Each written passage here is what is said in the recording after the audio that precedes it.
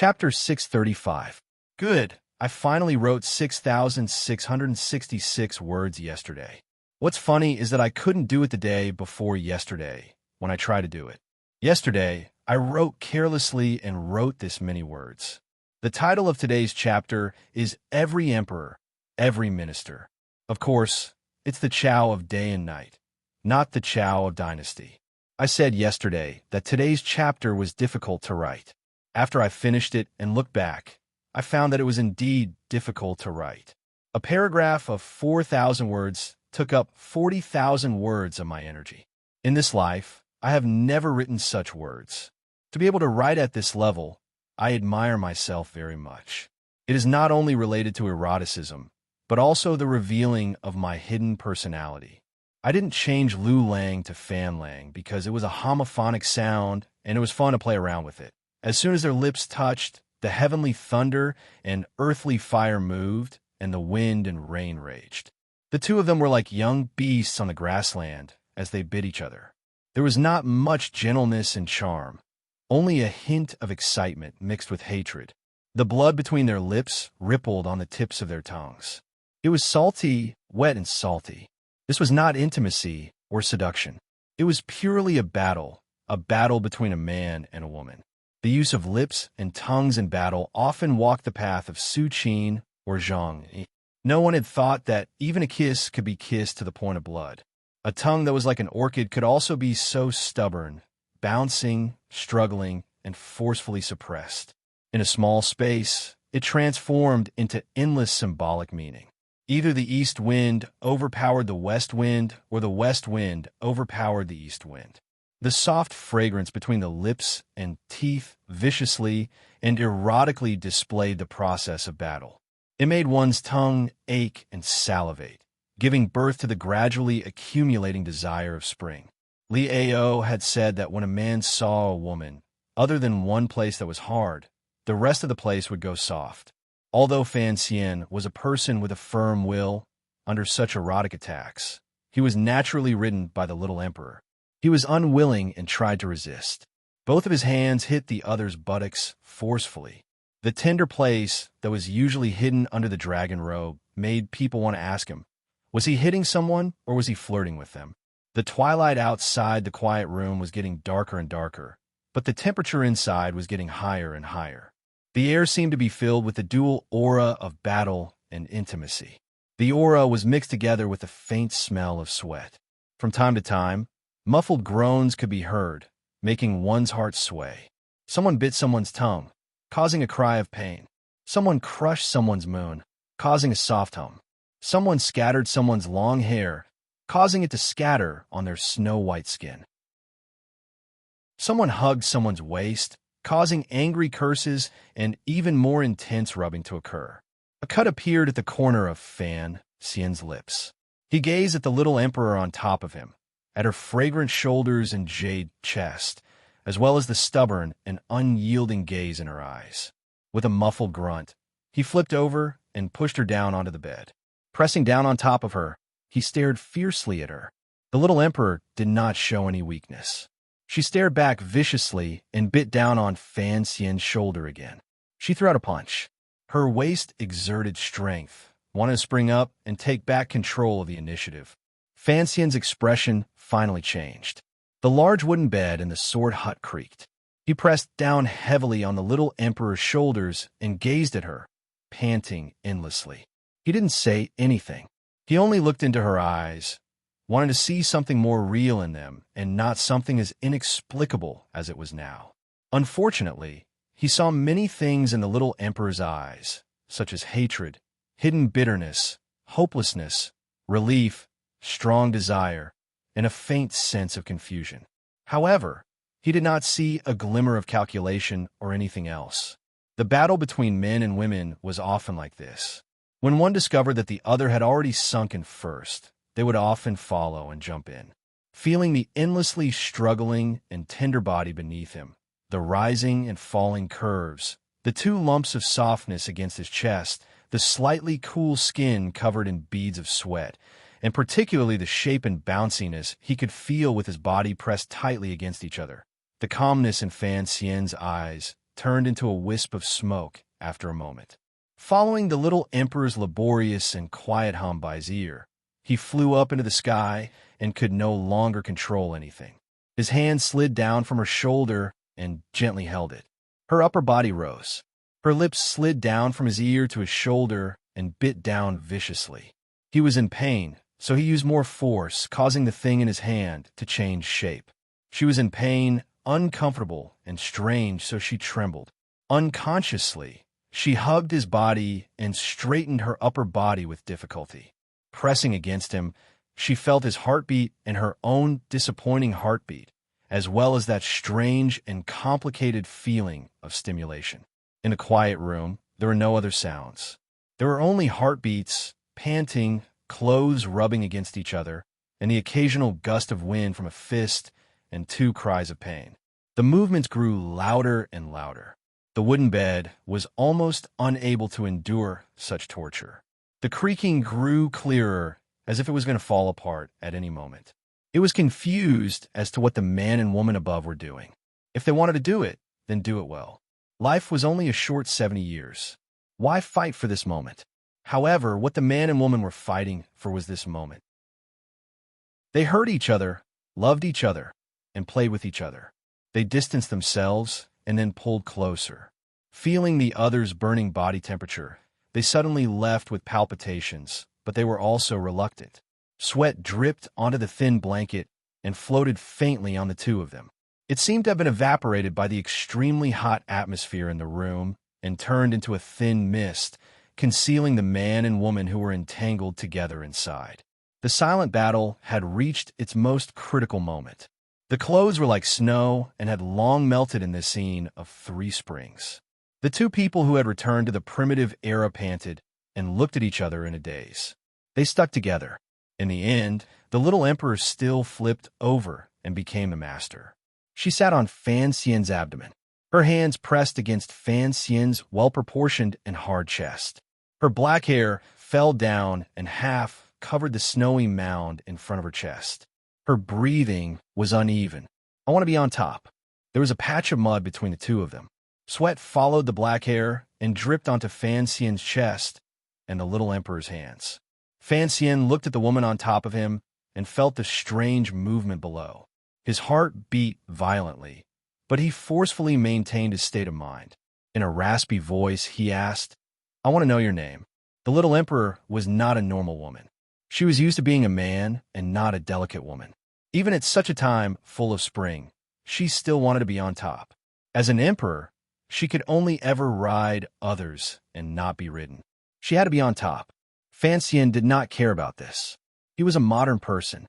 He knew action and reaction. He knew what the theory of relativity was. Being ridden and riding were all the same. He only had to know the other person's name before that moment happened.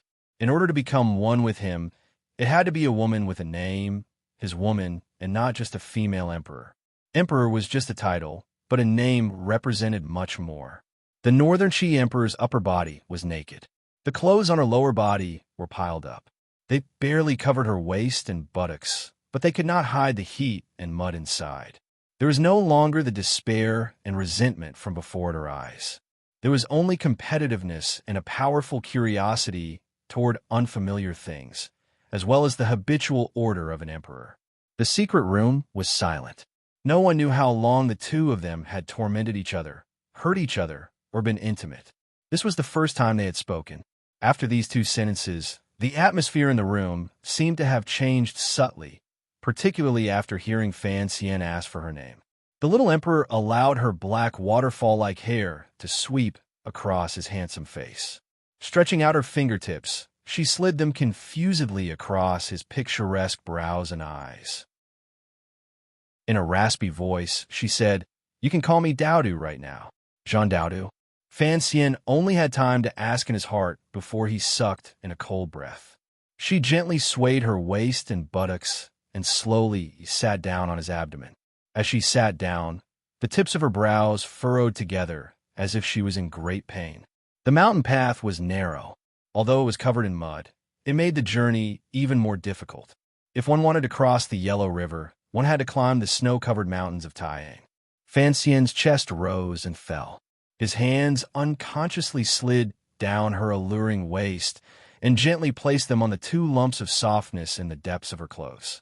He gently pinched them, idle, fishing in the green stream, suddenly riding a boat to dream of the sun. The path is difficult, and the paths are many. Where's peace now? She gently bit her lower lip, feeling a slight pain. However, she refused to let go for a moment of the hands pressing down on Fan Xian's shoulders. She moved her body slowly, forcefully, and even somewhat domineeringly. The burning pain made her expression appear particularly serious. She was like a ruler conquering all the difficulties and obstacles in the world. Seeing this scene, Fan Xian's expression changed. He was even slightly confused. His hands unconsciously began to move. After an indeterminable amount of time, the ice and snow gradually melted. The wind broke through the waves and gradually reached the vast ocean. The two of them slowly came together and held each other tightly. They trembled because of the pain, trembled because of intoxication, and trembled because of the shyness that had finally floated to the top of the woman's heart. Time gradually passed, and dusk gradually disappeared. The man and woman on the bed were either on top or below. Although they were silent and stubborn, alluring and twisted, no one was willing to admit defeat. No one was willing to lower their heads. A new emperor brought a new group of officials. On the large bed, the relationship between the ruler and his officials had long fallen into chaos. The fragrant path was once swept by a drunken guest. The door was open for you for the second time. The peach blossoms were all gone. And where did they go? When this battle finally ended, it was Fan Xian who successfully returned to the top. He didn't know how many times he had fought with this stubborn woman. Finally, he successfully took advantage of the moment when her entire body was limp to take back control. This battle was crazy and rough. Fan Xian lay on top of her, panting. Out of the corner of his eye, he looked at the wound on his shoulder. He found that the woman beneath him had bitten him until his flesh was a bloody mess. He couldn't help a wave of fear. Lowering his head to look, he saw that the beautiful person in his arms no longer had the usual lofty appearance of an emperor. Her cheeks were rosy, and her gaze was blurry. Her thin lips were slightly open, and her breath smelled like orchids. She was very tired. How was she different from a normal woman? The only thing that was a bit blinding was the green mark on her snow-white chest. Fan Xian's heart thumped. He wondered how he could have been so rough earlier. After a man had his desires fulfilled and exploded, he would change from an animal to a hypocritical saint. He would be willing to light a cigarette and read a newspaper, but he would certainly immediately break away from the woman in his arms. Fan Xian was no exception. He gently held the little emperor's naked body and did not leave. Instead, he watched her quietly, thinking about something. This scene had actually happened 4 years ago.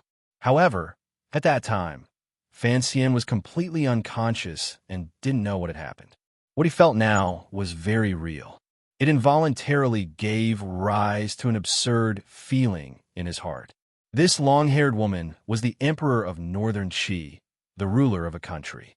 Yet, at this moment, she was curled up in his arms like a little rabbit. The little emperor was tired. Her eyes were closed.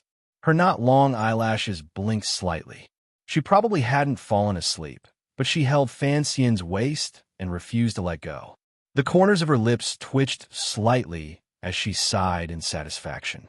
Looking at this scene, Fan Xian should be proud. For some reason, he suddenly felt a chill. He remembered a movie he had seen in his last life. It was the movie that everyone loved, When Sally Met Harry. In the end, Megan cried and had a runny nose as she slept with Billy Crystal, her best friend of more than 10 years. In the end, she pouted her lips and sighed in satisfaction. She was like a pregnant female praying mantis, preparing to enjoy the feast of the male praying mantis later. The story of Fan Xian and the little emperor going to bed today was actually just as strange and expected. She had also cried in a moment earlier. Thus, Fan Xian felt afraid. He was afraid that he would become a male praying mantis. It was at this moment that the little emperor opened her eyes and woke up. She did not pick up the thin blanket to cover her naked body. She brazenly exposed herself in front of Fan Xian. It was as if this was still her country and Fan Xian was her official. She was silent for a moment. Suddenly, she glanced at Fan Xian with complicated emotions. Smiling slightly, she said, "I am your woman." Fan Xian didn't know what he should say right now. Hearing these words, he still felt incomparably awkward. "I want to be on top. I am your woman. I. It was truly a headache-inducing word. The little emperor sat up and very naturally combed her hair in front of Fan Xian. Her eyes looked at the night outside the window. Enunciating each word, she said, "I can promise you that in this life, there will not be another man. Of course, I will not ask you not to find other women. However, you should understand that since I have become your woman, my country is also your country. You have to be careful." Chapter 636. I won't ever write such words again. It's too tiring. Of course, if I only wanted it to be romantic and smooth, I should be able to write it better. The problem is that I can't write it like that. I mainly want to control the whole process and not say a word that shouldn't be said. It's too difficult, but I tried my best. I think everyone can see that. As for those who really had the same interest in details, you can just look at Jiang Shan and The Secret. Those are the true experts, not too much, not too little. It was just a drop of tear. Fan Xian looked at this scene and couldn't help but shake his head, but he couldn't say anything. He felt around for a moment and found a silk handkerchief from his clothes. He put it next to the little emperor's face. He gently dipped it in the water. The little emperor was startled and immediately recovered her calm with a shocking speed. Her bare arms easily slid in her plain white clothing. Her black hair fell to her shoulders, and her expression was calm. There was no longer any charm. Paired with her indifferent eyes, she gave off a sense of antiquity that was unique to Shanjing. She gazed at Fan Xian calmly until his hair stood on end. Only then did she slowly say, "Help me comb my hair." After saying this, she turned her body. Her smooth neck, thin back, and jet black hair faced Fan Xian's eyes. She took out a Tsang Shan wood comb from somewhere and placed it in Fan Xian's hands. In this world, as long as a woman was married, there would always be a very complicated hair-combing ceremony on the morning of the second day. Wealthy families would naturally have a nanny or a high-status servant to take care of it. If it was a poor family, then the mother-in-law would personally comb the daughter-in-law's hair. The Northern Qi Emperor probably had no chance of marrying. As a woman, it had to be said to be a kind of tragedy. In such a deep night, she wanted Fan Xian to comb her hair for her. Fan Xian accepted the comb and slowly began to move his arm, allowing the well-spaced wooden teeth to slide through the jet black hair. The little emperor's black hair gradually smoothed out. Fan Xian's heart and hers also gradually became clear. Fan Xian knew how to embroider and comb hair. He was a good man in the boudoir. In a moment, he had combed the little emperor's hair into a style that was clearly different from that of a virgin. It was also not the style of a mature woman. Borrowing the faint moonlight shining through the window, the little emperor looked at herself in the mirror for a while. She seemed to be very satisfied with Fan Xian's handiwork. During the process of combing their hair, the two of them did not say a word, each deep in thought. It seemed that for a time, neither of them knew how to deal with the situation between them. A moment later, Fan Xian broke the silence and asked, "Why me?" This question was not about today, not about state affairs, not about the last sentence the little emperor said in a drunken manner. It was only pointing to that summer several years ago, to that small temple in that summer. In this generation of the Northern Qi royal Zhan family, other than a few princesses, there was only this cross-dressing little emperor. If they wanted to continue the bloodline of the Northern Qi royal family for a long time, the little emperor needed a child of her own. Even if she had to take a great risk, she still wanted to give birth to a child of her own. That was why, on that summer night a few years ago, Haitang Duo had stopped at nothing to enchant Fan Xian in that temple. Fan Xian only wanted to confirm one thing. Why did Zhan Daodu, the little emperor, choose him to become the target of the seed? Perhaps in some people's eyes, becoming a stud horse was humiliating, but Fan Xian did not feel this way. His mother in this life seemed to have done something similar many years ago. Furthermore, to become a stud horse, it meant that the horse's bloodline was excellent and powerful. Was this another form of recognition? The little emperor sat silently in front of him and didn't reply for a long time. Suddenly, she said, "Your hair is a mess. I'll comb it for you." Fan Xian did not refuse. He handed over the comb and sat quietly by the bed. The little emperor half knelt on the bed and used her knees to crawl behind Fan Xian with great difficulty. She began to comb his hair. The little emperor's posture was very obedient. Kneeling behind Fan Xian and leaning slightly against him, she truly looked like a little wife. However, her hands were not very nimble. As someone who had been an emperor from birth, she was indeed worthy of the evaluation of not working in all four limbs. She had never done anything, much less something as technical as combing hair. The wooden comb slid through Fan Xian's long black hair with great difficulty. Occasionally, it tangled together, making Fan Xian furrow his brows slightly. He didn't make a sound to remind her. He only remained silent. He combed the little emperor's hair to sort out her slightly chaotic heart after their first love and to comfort her extravagant hopes of marrying someone. The little emperor combed his hair because she wanted to appear more like a normal wife. The little emperor knelt behind him and combed her hair earnestly and incompetently.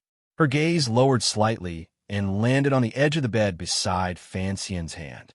There were a few thin needles arranged closely there. They glowed with a different light. Some were poisonous, some were not. When they had been intimate earlier, she had already noticed that Fan Xian had carefully removed these items from his hair. She couldn't see Fan Xian's face and could only look at his back. The little emperor's expression relaxed greatly. It made her feel at ease to be able to not let Fan Xian see her expression. In that instant, a faint affection and infatuation surged into the little emperor's eyes. Although it immediately became calm, it still revealed the true affection she had for this young man in the depths of her heart. This was also what Fan Xian didn't understand. Why had he been chosen? Did the little emperor really like him? Your bloodline is very good. The little emperor lowered her head slightly. Her bangs gently swayed in front of her forehead. Since I am going to have a child, of course, I hope to find a good father for the child. What is so good about my bloodline? Fan Xian felt the comb stop on his head. Slowly, he said, "The blood of the Qing royal family flows in my body. Are you willing to let such a child become the future ruler of Northern Qi?" The little emperor started slightly and began to move the comb again with some difficulty. In a quiet voice, she said, "At that time, Duo, Lily, and I did not know you were the Qing emperor's illegitimate child. Then, what exactly do you see in me?" Fan Xian smiled bitterly and slowly lowered his head. Using the bright and cunning moonlight, he looked at the little emperor's smooth leg beside his waist stretching out from under the white clothing. His back was very warm and soft. It felt good. The little emperor sighed. As she combed her hair, she said, "This matter can't be hidden from you. If I said I saw the tea on my bloodline, it wouldn't make sense." "Of course, it wouldn't make sense," Fan Xian replied calmly. "At that time, no one knew my mother's surname was Yi." The little emperor was silent for a long time. Suddenly, she said, "You haven't written Story of the Stone in many years." "Yes." Fan Xian was absent-minded. He seemed to think of the 2 years when their relationship was very harmonious. Every time he wrote a chapter in Jingdou, he would use the Overwatch Council's fast horses to send it to Northern Qi's Shangjing and into the little emperor's hands. The first people in this world to recognize that he had written the Story of the Stone was Haideng Duo and this little emperor. The call of Grandmaster Chao in the palace at night had given Fan Xian a great fright. At that time, he had always thought that this little emperor was just a bit frightening. He had not imagined that the body under the dragon robe was an enchanting woman. "I once told you that I liked Banxian's high poetry," the little emperor said calmly with a slight twitch of her lips. Fan Xian made another sound of acknowledgement. "Also, you don't look bad. Your personality can be considered straightforward. You don't look like a typical corrupt scholar." The little emperor lightly said a few words that made Fan Xian sink into silence. He knew that she was using these 3 sentences to express a certain meaning. After a long time, he said, "You like me. The little emperor thought for a long time and then nodded her head. She didn't care if the back of Fan Xian's head could see this action. Fan Xian suddenly smiled bitterly and said, "Should I feel honored? I'll allow you to be proud for a moment." The little emperor's face darkened. Looking at her appearance, it seemed she wanted to bite him again. "I remember the words you said in the royal palace clearly. First worry about the worries of the world, then rejoice in its happiness. I just don't believe whether the world you speak of is truly the world or just the world of the Qing kingdom." The little emperor was silent for a moment and then spoke quietly. It was as if she wanted to give Fan Xian an explanation as to why she was willing to pay any price to defeat Fan Xian. Fan Xian accepted this explanation because he had thought about it for a long time. It was impossible for him to win the trust of the Northern Qi court. No one would believe that the illegitimate child of the Qing emperor was truly an internationalist, particularly someone as intelligent and powerful as the little emperor. He suddenly turned and looked calmly at her close at hand. The two of them were very close. They could feel each other's heartbeat and the heat of each other's breath. He looked at the youth between her brows and suddenly had a thought. He remembered that she was actually just a little girl. "You're an idiot." Fan Xian's words were very direct. "Since you were prepared to invest in me many years ago, then you have to continue. I said this in the afternoon. If Kui knew what you're doing now, he would certainly die of anger again." The little emperor's expression changed. It became solemn and slightly angry. Fan Xian didn't care about any of this. Coldly, he said, "You are my woman.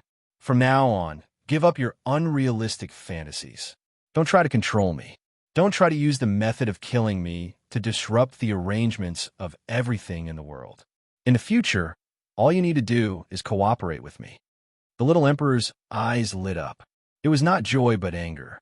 From birth until now, she had never met anyone who dared to speak to her in such a tone. Furthermore, it was said so naturally. "You are an extraordinary woman, but in the end, you are still a woman." For some reason, Fan Xian suddenly thought of the eldest princess who had died in Taiping Courtyard. His voice became slightly warmer. "You and the Empress Dowager have put on a show for so many years and successfully tricked the eldest princess, me, and even the emperor into thinking that there were problems within the Northern Qi court. It made me think that the words by the ancient path in the pavilion had any great meaning." He smiled self-mockingly and said, "I have put in too much effort for this, so I will not allow you to destroy all of this. I'm not someone to be threatened." The little emperor's expression became cold. She thought that Fan Xian was going to return to the original topic. "I would never threaten my own woman." Fan Xian suddenly stretched out his hand and gently played with the bangs on her forehead. Gently, he said, "However, my woman must listen to me." Earlier, when the little emperor had woken up from her drunken stupor, her first words had pierced straight into Fan Xian's heart. "My country is your country." If it was a normal person in Fan Xian's position, they would probably have a terrible headache. However, he was not the same. From a long time ago, he knew that his actions were far from the ideals of the people in this world. He was mentally prepared for this. Since it was his country, it had to be controlled by him. Even the Northern Qi emperor had to submit to his will. Conquering the ruler of a country seemed to be something that could never be done. However, conquering a woman, and a woman who liked him at that, no matter how determined her will was or how powerful she was, he could still find a sliver of a chance. A new ruler brought a new court of officials. This was a process of conquering and being conquered. Fan Xian only hoped that since they had this brief relationship, she could become more feminine. However, the development of the situation seemed to have broken away from Fan Xian's control. The little emperor looked at him calmly. There was not a trace of tiredness or dependence after venting. There was only eagerness and dissatisfaction. Fan Xian looked at her eyes nervously. He didn't know what she would do next. "You are my man. Why can't you listen to me?" The little emperor looked at Fan Xian calmly with a slight smile in her eyes. Without waiting for Fan Xian to speak, she gently bit her lower lip and moved closer to his ear. "How about we fight again and listen to whoever wins?" The two of them were hugging each other without a gap between them. Suddenly hearing these words, Fan Xian's heart jumped. He thought to himself, Who's afraid of a fight between witches? This was the little emperor's first taste of a man and a woman. Additionally, she had a strong personality and was not afraid of pain. She was only curious and happy. Fan Xian, on the other hand, was attracted by her identity, as well as the stubbornness hidden in her bones. They both felt this kind of challenge was very exciting. It was like the meeting of dry wood and raging fire. They both thirsted for each other's bodies. It was truly shameless to use a matter of national importance as an excuse to mess around. A rare charm flashed through the little emperor's eyes. Fan Xian's hand tightened, and they fought again. In the sword hut near the seaside, the sky brightened very early. It was still early in the night, but faint morning light spilled into the grass hut. Under the large bed, the two people slowly woke up. They were so tired that they could barely open their eyes. The little emperor was exhausted but happy. She curled up in Fan Xian's arms to catch up on sleep. Last night's madness had perfectly made up for Jean Daudu's many years of spiritual regret. It made her finally realize that being a woman seemed to be a happy thing. However, it had also drained all of the energy in her body. It was clear that Fan Xian, who had obtained the final victory, was even more tired. He opened his eyes and looked at the eaves above his head. An absurd feeling suddenly rose in his heart. Such a thing as conquering had, in the end, fallen to the matter of a brother in bed. Yin Bingyun's mocking words that year had now become reality. If Sir Yin Jr. saw this scene and knew the details, he would probably jump down from the Overwatch Council in shock. Was this the legendary swinging a stick around the world? Fan Xian thought self-mockingly. He lowered his head to look at the woman in his arms with slightly red cheeks. Last night had been crazy. In the end, this female emperor's outer shell of concealment had been shattered by him, and she had become a true woman. As for Fan Xian's hard work, it was not worth talking about to others. A strange light suddenly flashed through his eyes. Lifting the covers, he randomly threw on a robe and walked to the door. The little emperor woke up. She was confused and shocked.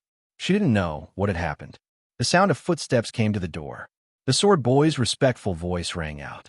After he left, he carefully opened the door and brought back a large basin of hot water and all kinds of snacks, as well as some tools for washing up. Looking at this scene, the little emperor half sat on the bed. Her expression became serious. After the madness came clarity. She finally understood what she had done last night and what it represented. Most importantly, this place was not the Northern Qi Royal Palace. It was also not the legendary Taiping courtyard that Fan Xian had heavily guarded. Rather, it was a relatively unfamiliar place. The sword hut. Given Fan Xian's realm, he did not have to worry about someone eavesdropping. Last night, when the little emperor had indulged herself, she had not considered this problem. However, the arrival of the sword boy and the large basin of hot water made the little emperor remember clearly that the person living in the sword hut was no one else but a great grandmaster. Although the sword hut was large and the courtyard was deep, there were still sounds during the madness last night.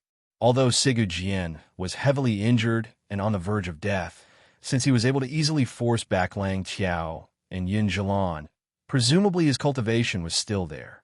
It should not be difficult for him to hear clearly what had happened in this room. The Northern Qi Emperor was a woman. It was one thing for Fan Xian to know this secret. After all, he was the little emperor's first and second, and perhaps the only man in her life.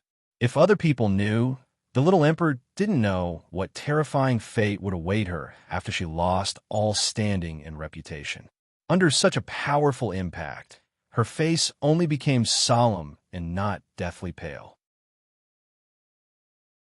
This was already extraordinary and extremely valiant. Fan Xian did not look at her expression. With a slight smile, he brought the hot water to the side of the bed and began to help her scrub. He knew it was difficult for her to move. After this night, the distance between the two of them had long reached a negative. It was not just physically, but also psychologically. During these short intervals, the two guests of the sword hut did not have anything else to do. Other than combing their hair, holding hands, and picking at their palms and thighs, they could only talk. They talked about each other's strange lives, their childhoods that were different from everyone else in the world, how men dressed as women, how men looked like women, how they deceived the world to gain fame, how they sat on the throne, how they bathed, how they copied poetry, and so on. The little emperor and Fan Xian were equals. They seriously discussed each other's lives to see what things the other had done inappropriately. From the other's wisdom, they searched for an opportunity to make up for it. The night passed. The two of them had not yet turned white, but they were like old friends. They had not yet turned white, but their hearts were set. Other than the rubbing of the man and woman's bodies, there was also a kind of spiritual connection and comfort, as well as an exceptionally stimulating feeling of challenge, rippling through their hearts. The little emperor pulled up the thin blanket to cover her chest and stared at Fan Xian. Lowering her voice, she said angrily, "What if Sigu Jian finds out? I have said many times to be gentler."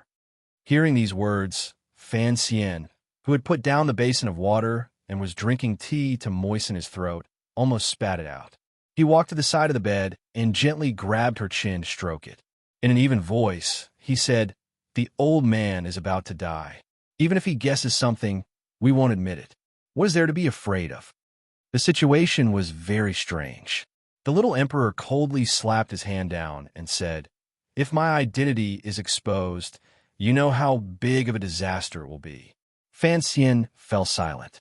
He knew that if the news that the Northern Qi Emperor was a woman got out, the world would probably fall into chaos.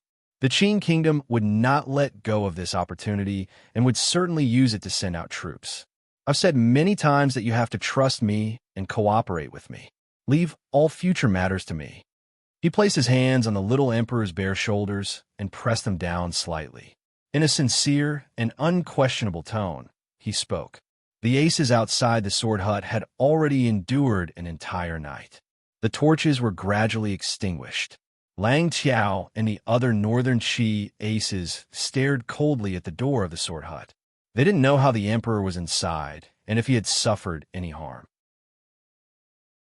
If he was not worried about Fan Xian or Sigu Jian going crazy, Lang Tiao would not have waited patiently outside the hut.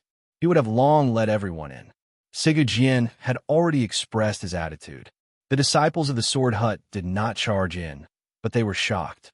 They didn't know what had happened in the hut during this long night. As time passed, the patience of the people outside grew thinner and thinner. Yun Jilan silently watched Lang Tiao's gaze.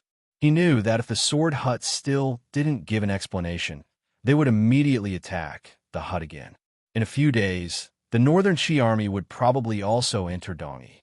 Since my teacher has made his stance clear, he will not let the emperor suffer any harm. Even if he is with Fan Xian, my teacher will not allow the Qing people to show any disrespect to the emperor in his eyes." Yun Jilan said in a heavy voice. Lang Tiao's mood relaxed slightly. Given Sigu Jian's grandmaster position and the situation in Dongyi, he would not just watch as his emperor was humiliated. After all, it was Sigu Jian who had invited them to open the hut. Lang Tiao was no longer worried about the emperor's safety. He had not thought that in one night, the emperor had already been bullied into a woman. Sigu Jian, that strange old creature, would not just watch as Fan Xian killed the Northern Qi Emperor. If the Northern Qi Emperor and Fan Xian were willing to fight and create chaos, this great grandmaster would not be able to do anything. Chapter 637. I'm truly amazing. Yesterday, it was 6,666 words again. A strange smile flashed and disappeared. Shock floated in this great grandmaster's eyes. Logically speaking, a grandmaster should have experienced countless earth-shattering events in his life. Even if Dong Mountain had collapsed in front of him, it probably would not have made his eyelids blink. However, this shock was clear. Fan Xian had been looking into Sigu Jian's eyes the entire time, so he was able to accurately grasp the thoughts in this figure's heart. Other than smiling bitterly to himself, he couldn't help but feel a sense of pride. The reason he had been looking into Sigu Jian's eyes the entire time was because there was nowhere else on Sigu Jian's body to look at. This short old man was sitting in a wheelchair. The bones on the left side of his face were broken and deeply sunken in. His left arm was broken as well. His sleeves were empty and fluttered in the wind. Although the large hemp clothes covered his body and the extent of his injuries was unknown, it was still a particularly frightening sight to think about. This was the first time in Fan Xian's life that he had seen Sigu Jian, the most valiant person in the world, the sword saint who had protected Dongyi for decades. In his imagination, this grandmaster-level figure, even if he was not as ethereal as an immortal, would at least have a sense of transcendence. However, he had not expected that the Sigu Jian who appeared in front of him would be like this. It was wretched and pitiful. Only his eyes were filled with a natural ruthlessness and an unyielding sword intent. Fan Xian could only stare into his eyes, terrified that he would be disrespectful. The atmosphere in the room was very strange. Facing a legendary figure, Fan Xian should have appeared more excited. However, he could not become excited no matter what. Perhaps it was because he knew the other person was going to die in a few days. Perhaps it was because he had lived with Uncle Wu Zhu since he was young. Or perhaps it was because his parents were both incredible people, no less than great grandmasters. The sword boy pushed the wheelchair into the morning light. The faint light clearly illuminated the terrifying wound on Sigu Jian's face. The sword boy obediently retreated. It was Sigu Jian who broke the silence first. After staring at Fan Xian for a moment, he sighed in a raspy voice, "Admirable, admirable." This great grandmaster had the reputation of being an idiot since he was a child. After he had mastered his swordsmanship, he moved unhindered between heaven and earth. He never had any thoughts of bending his waist. He pierced through the sky and pierced through the earth. He was very arrogant. Even on Dong Mountain, when he had been grievously injured by the Qing Emperor and Yi Liuyun's combined attack, he was still stubborn and laughed to his heart's content. He refused to lower his head. He was the most powerful person in the world. It was basically impossible for him to feel admiration for someone. Thus, when he repeatedly expressed his admiration for Fan Xian's face couldn't help but redden. He was rather embarrassed. Fan Xian knew what this admiration meant. He did not admire the Qing Emperor or Yi Luyun, but he admired him. It was because of the voices that had come out last night. "You're welcome, you're welcome." He coughed to hide his embarrassment and turned around. The morning light shone down, enveloping both the old man and the young man. Fan Xian naturally and habitually stood by the side of the wheelchair. He furrowed his brows slightly as he felt this scene. A strange feeling welled up in his heart. The pitiful, short, and thin, injured person on the chair was the legendary, tyrannical, and murderous Sigu Jian. The sunlight shone through Sigu Jian's brows and glowed with a white light. It was as if his brows had suddenly turned white. Fan Xian stared in a daze at the other side of the face that was still intact. He suddenly realized that this great grandmaster was not as old as he had imagined. 3 years ago, when Fan Xian had fled Dong Mountain, only Yi Luyun had been on the boat. Regardless of whether it was Ku He or Sigu Jian, he had not encountered either of them. Of course, if he had encountered them at that time, he probably would not have been able to escape back to Jingdou. Thus, he did not know what had happened on the mountain at the time.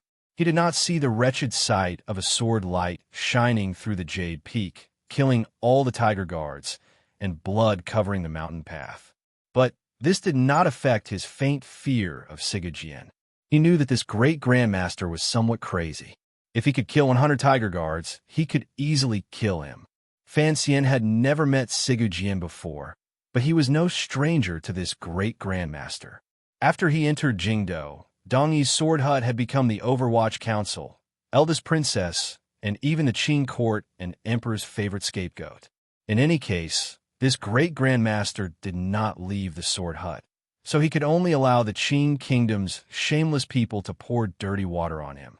Because of the eldest princess, the Overwatch Council led by Fan Xian and Dongyi's sword hut had carried out a life and death battle during those years.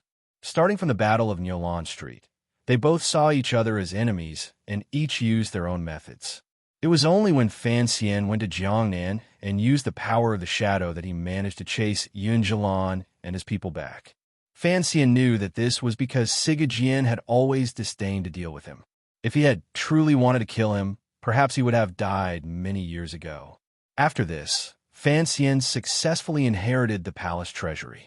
At this moment, Sigu Jian appeared particularly like a mature politician and not an idiot with great martial power. Sigu Jian put down his past grievances and sent his favorite last disciple, 13th Wang, to express his attitude to Fan Xian. Thus, Fan Xian was very familiar with Sigu Jian. Or rather, he thought he was familiar with Sigu Jian. Meeting him now, he realized that Sigu Jian was still a stranger to him, an unfathomable and terrifying stranger with an unknown temperament. There seemed to be an invisible pressure in the sword hut emanating from the injured person in the wheelchair, making it difficult for Fan Xian to breathe. "I didn't kill you back then, not because I looked down on you," Sigu Jian suddenly said mockingly in a hoarse voice. "The reason I didn't kill you is simple. It's just that you don't know it." Once Sigu Jian opened his mouth, the pressure filling the courtyard weakened slightly. Fan Xian relaxed and quickly said, "Please advise me. Your mother's surname is Yi. Isn't this reason clear?" Sigu Jian furrowed his brows. It seemed that he had not expected Fan Xian to be so stupid. He cursed angrily. Fan Xian shrugged. He truly couldn't understand this reason. He had not gone deep into the sword hut to catch up with Sigu Jian. Rather, he wanted to talk about the future of Dongyi and the world. The number of people who had the right to discuss the world had gradually decreased. Kuyi was already dead. Yi Luyun had truly escaped. After the Dong Mountain incident, many people had died.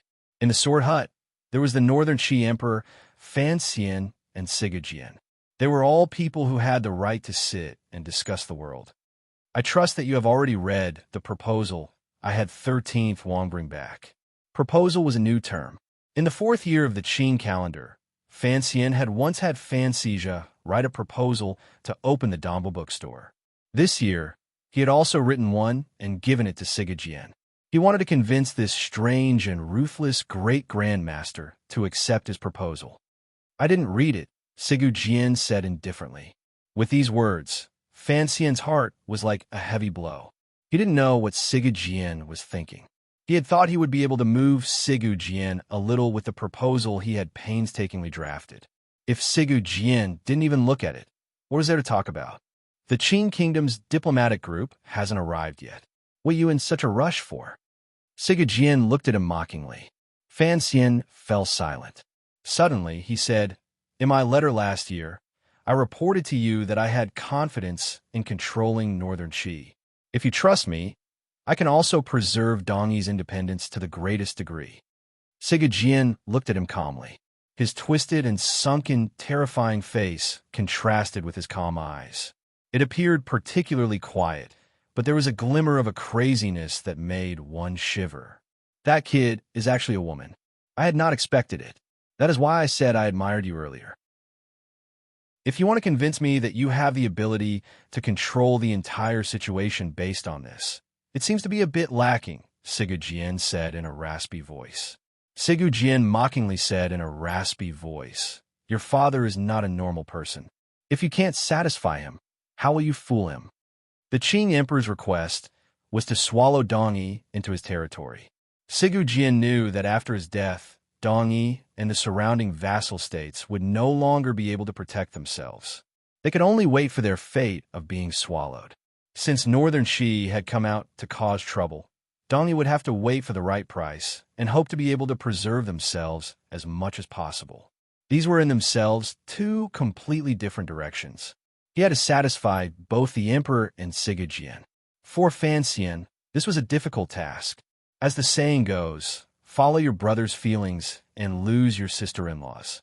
Even if the girls in the brothel benefited from both sides, it would be difficult for them to reach such a stage. The key was still Sigu Jian. As long as he nodded, everything could be discussed. Fan Xian thought of this.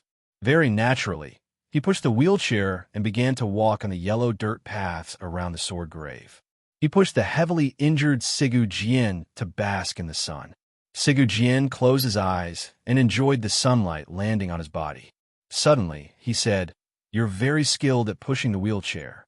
You're better than those children. Why don't you stay and take care of me these few months?"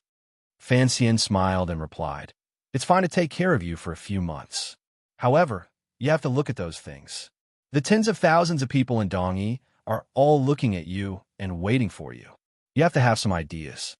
As for pushing the wheelchair, I'm used to pushing it in Jingdo. Oh, I remember. That old dog's leg was broken a long time ago. Sigu Jian suddenly sighed. During these 20 years, the biggest mistake I made was actually getting the wrong target. I had always seen your emperor as my biggest target. I had never thought that if I had killed Qin Pingping at the beginning, perhaps your emperor would not be so arrogant. There was a powerful confidence hidden in the calm words. It was as if Sigu Jian could kill such a terrifying figure as the director of the Overwatch Council, if he wanted to. For some reason, the sea breeze around the sword grave paused slightly.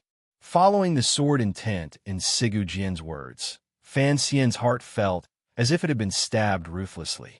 His face became deathly pale. Only now did he feel the true realm of a great grandmaster. With a thought, the surrounding environment also reacted. Killing intent rose and was difficult to bear. His hands pressed forcefully against the back of the wheelchair, forcefully supporting himself. With great difficulty, he said, "Given your cultivation, if you focused on killing Director Chun, he would not be able to live for long. The problem is, if you killed him, Yi Luyun would come to kill the people of Dongi." He breathed with difficulty for a moment, and then slowly said, "Even if everyone in your family dies, you still have your disciple. Dongi still has the manner of the master of the city. Sir Sword Saint, just as the Emperor said, strange creatures like great grandmasters should not exist in this world. Since you have appeared, then you cannot act recklessly. You're just a dead object to maintain the balance." That makes sense," Sigu Jian said with his head lowered. Fan Xian continued to smile with difficulty. "Sometimes I feel fortunate on behalf of the people under heaven. Regardless of whether it is Master Ku, he, or you, there will always be things on your mind, such as Northern Qi and Dongi. If you were truly an idiot who did things according to your own preferences, but also had the power of a great grandmaster, I'm afraid the entire world would fall into chaos." "Of course," he said with emphasis. "If that was the case, I would not vainly hope to convince you of anything." Sigu Jian was silent for a long time. He then suddenly opened his mouth and said, "Last night, you gave me many surprises. So, your so-called trump card is on that little emperor. I admit that you have the right to negotiate with me. I also admit that I do care about Dongi's future. Perhaps this is a habit that I will take with me even if I die. I am used to protecting the people of this city." He turned his head and said in a raspy voice, "As long as you satisfy me, I will also satisfy you. Surrender in name, garrison, unchanged for 50 years. Fan Xian's heart beat faster. Looking into his eyes, he threw out a few words with unusual speed.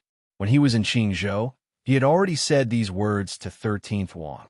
Now, he was just repeating them in front of Sigu Jian. "Garrison?" Sigu Jian laughed.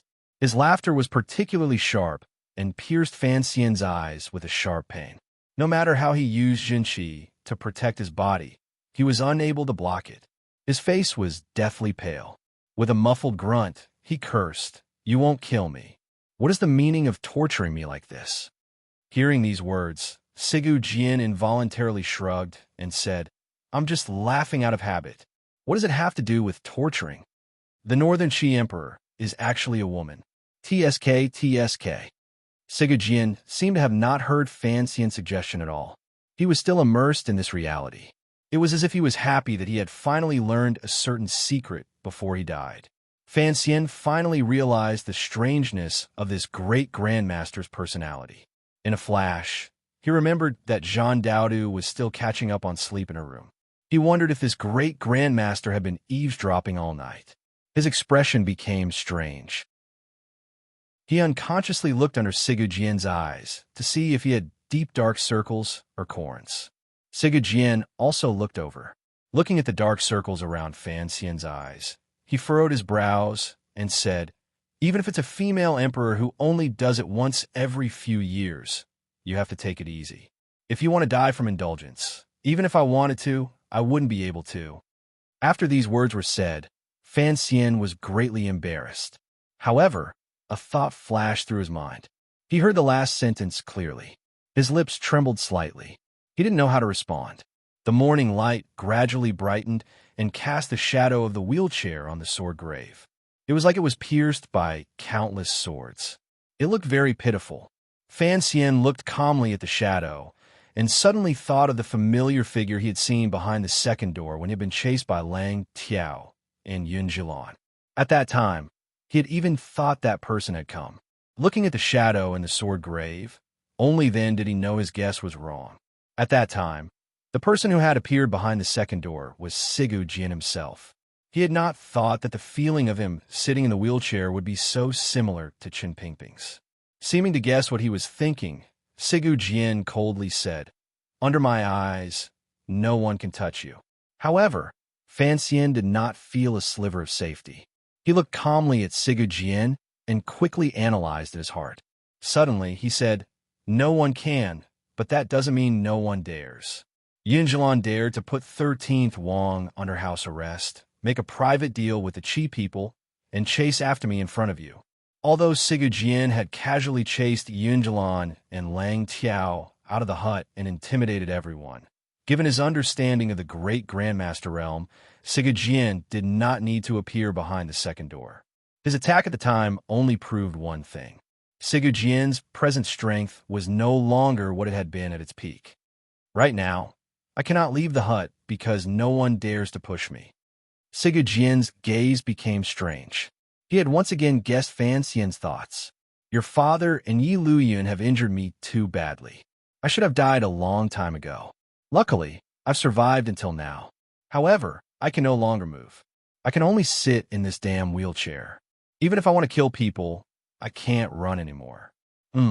As long as those people who want to be killed by me stay a bit further away from me, there's nothing I can do.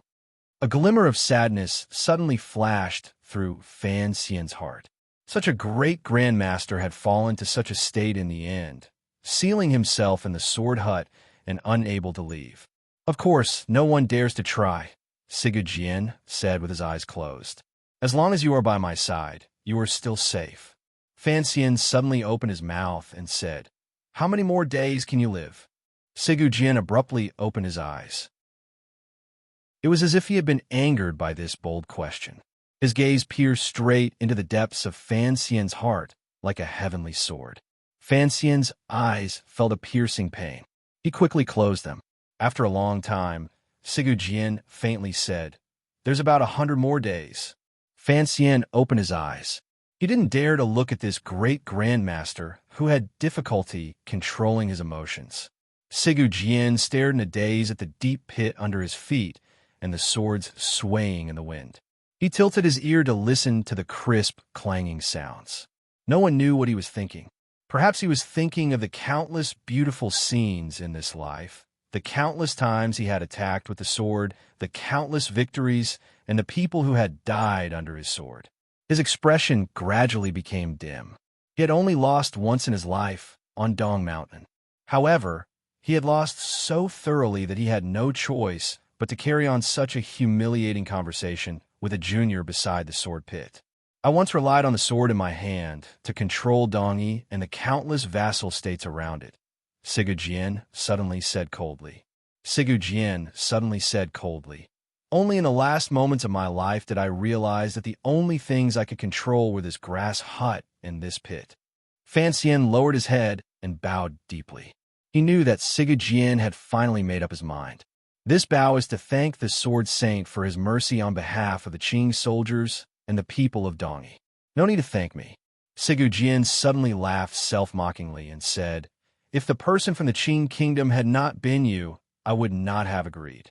Fan Xian smiled and thought, "The Northern Qi Emperor had come thousands of li, yet you avoided meeting him. This meant that you already had a plan in your heart. Why did you have to say such things? The present situation was set. If Sigu Jian wanted Dongyi to avoid the disaster of war, there was only one path." Sigu Jian looked at the happy young man beside him. His mood was also strange. He had to admit that although this kid's strength was lacking, his luck was not bad. He was able to use one night to solve most of the biggest problem, the pressure on Northern Qi. He smiled again in his heart. This young man still didn't know why his attitude was always there. Jian really wanted to see Fan Xian's angry expression when he solved the problem at the last moment. However, at that time, perhaps he would already be dead. He thought gloomily. He then turned his head and looked at Fan Xian. You have to believe me. If it wasn't for you, even if your emperor personally came to beg me on his knees, I would still not agree to the Qing kingdom's conditions. Fan Xian did not understand. Chapter 638.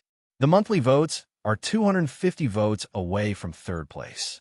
It is truly an unlucky number. Everyone, please help me move up a little more, a little more. Thank you. What is your mother's surname? My mother's surname is Yi. Before coming to Dongyi, Fan Xian had expected that he would certainly run into people, matters, or pasts related to the old Yi family. He knew that after his mother, Yi Qingmei, came to this world, her first stop was Dongyi. On the night he was 16, Uncle Wu Zhu had told him everything about Yi Qingmei for the first time, everything that this amnesiac remembered. The Yi family's business began in Dongyi. The first fortune they seized in the world was also in Dongyi.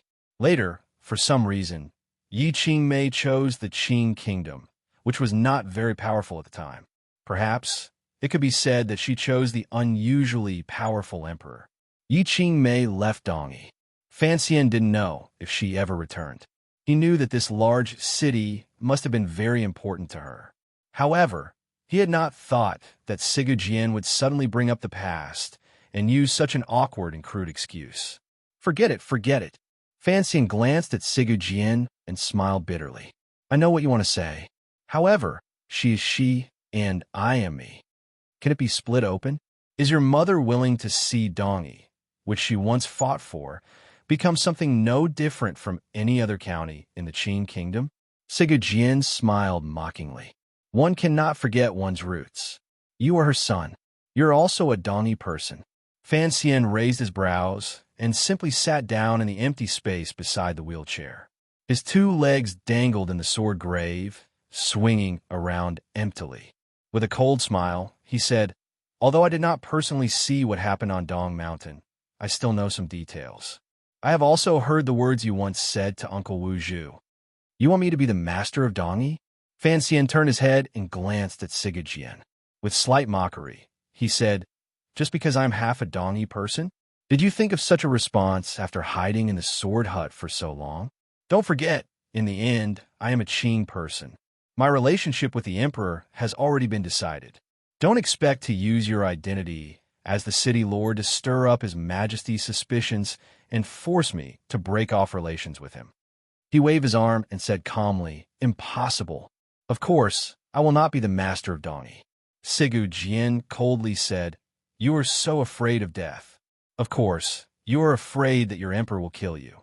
I have never hoped that you would take over Dongyi. I'm only reminding you that you do not need to innately think for the benefit of the Qing people. I'm only comforting you. Even if you think for Dongyi, it is not a treasonous thing. I have thought enough on behalf of the people of Dongyi. Fan Xian did not budge an inch. The words I said earlier, do you think that other than me, who would give up so many benefits? Who would risk his majesty's wrath to persuade him to accept these conditions? This is enough. Jian closed his eyes and slowly said, perhaps you've never thought about how your mother died? In the depths of the sword hut, countless swords in the large pit began to tremble at the same time. They gave off a mournful cry and trembled endlessly. It was as if they would all break in the next moment. Fan Xian's legs, which were suspended in the sword grave, also stopped moving in this instant. A serious expression gradually appeared between his brows. An indescribable emotion rose in his eyes. There was no one around. Given Jian's realm, he was not worried that someone would eavesdrop. However, Fan Xian still felt his heart begin to tighten. With each twitch, it was difficult to resist the pain. He took a deep breath. His face was unnaturally white. In a quiet voice, he said, or perhaps, do you have any ideas that can convince others? No, Jian said coldly. Jian coldly said, I am only guessing. How could someone like your mother die so mysteriously? If a pig-headed empress of the Qing kingdom or that old whore the empress dowager could kill your mother, then your mother would not be your mother. Just like that? He also guessed. Chen Pingping also guessed. Why can't I guess? Fan Xian's lips trembled slightly. In a quiet voice, he said, "It's best not to talk about guessing.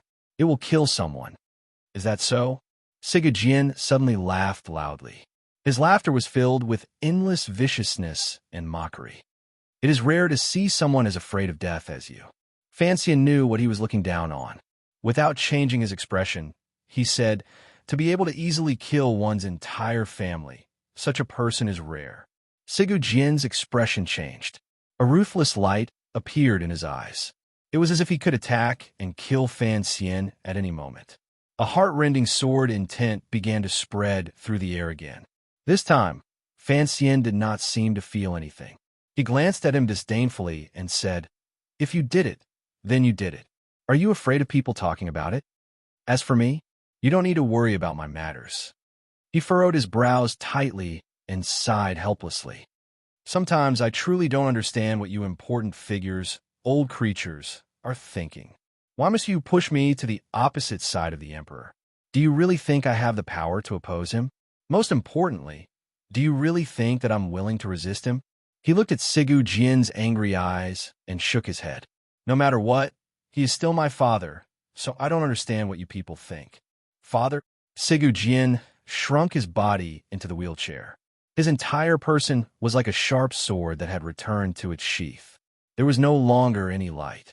"If I really get angry, I can kill both father and mother." Fan Xian's heart trembled slightly. He smiled bitterly and shook his head. He thought to himself that there was truly no need to discuss such things as human ethics with this idiot. As for the true cause of Yi Qingmei's death, at the most crucial moment of the Jingdo Rebellion, before the eldest princess died, she had pointed it out to Fan Xian. Chen Pingping's actions, whether intentional or not, seemed to prove this point. However, Chen Pingping did not say it clearly. Minister Fan also did not say it clearly.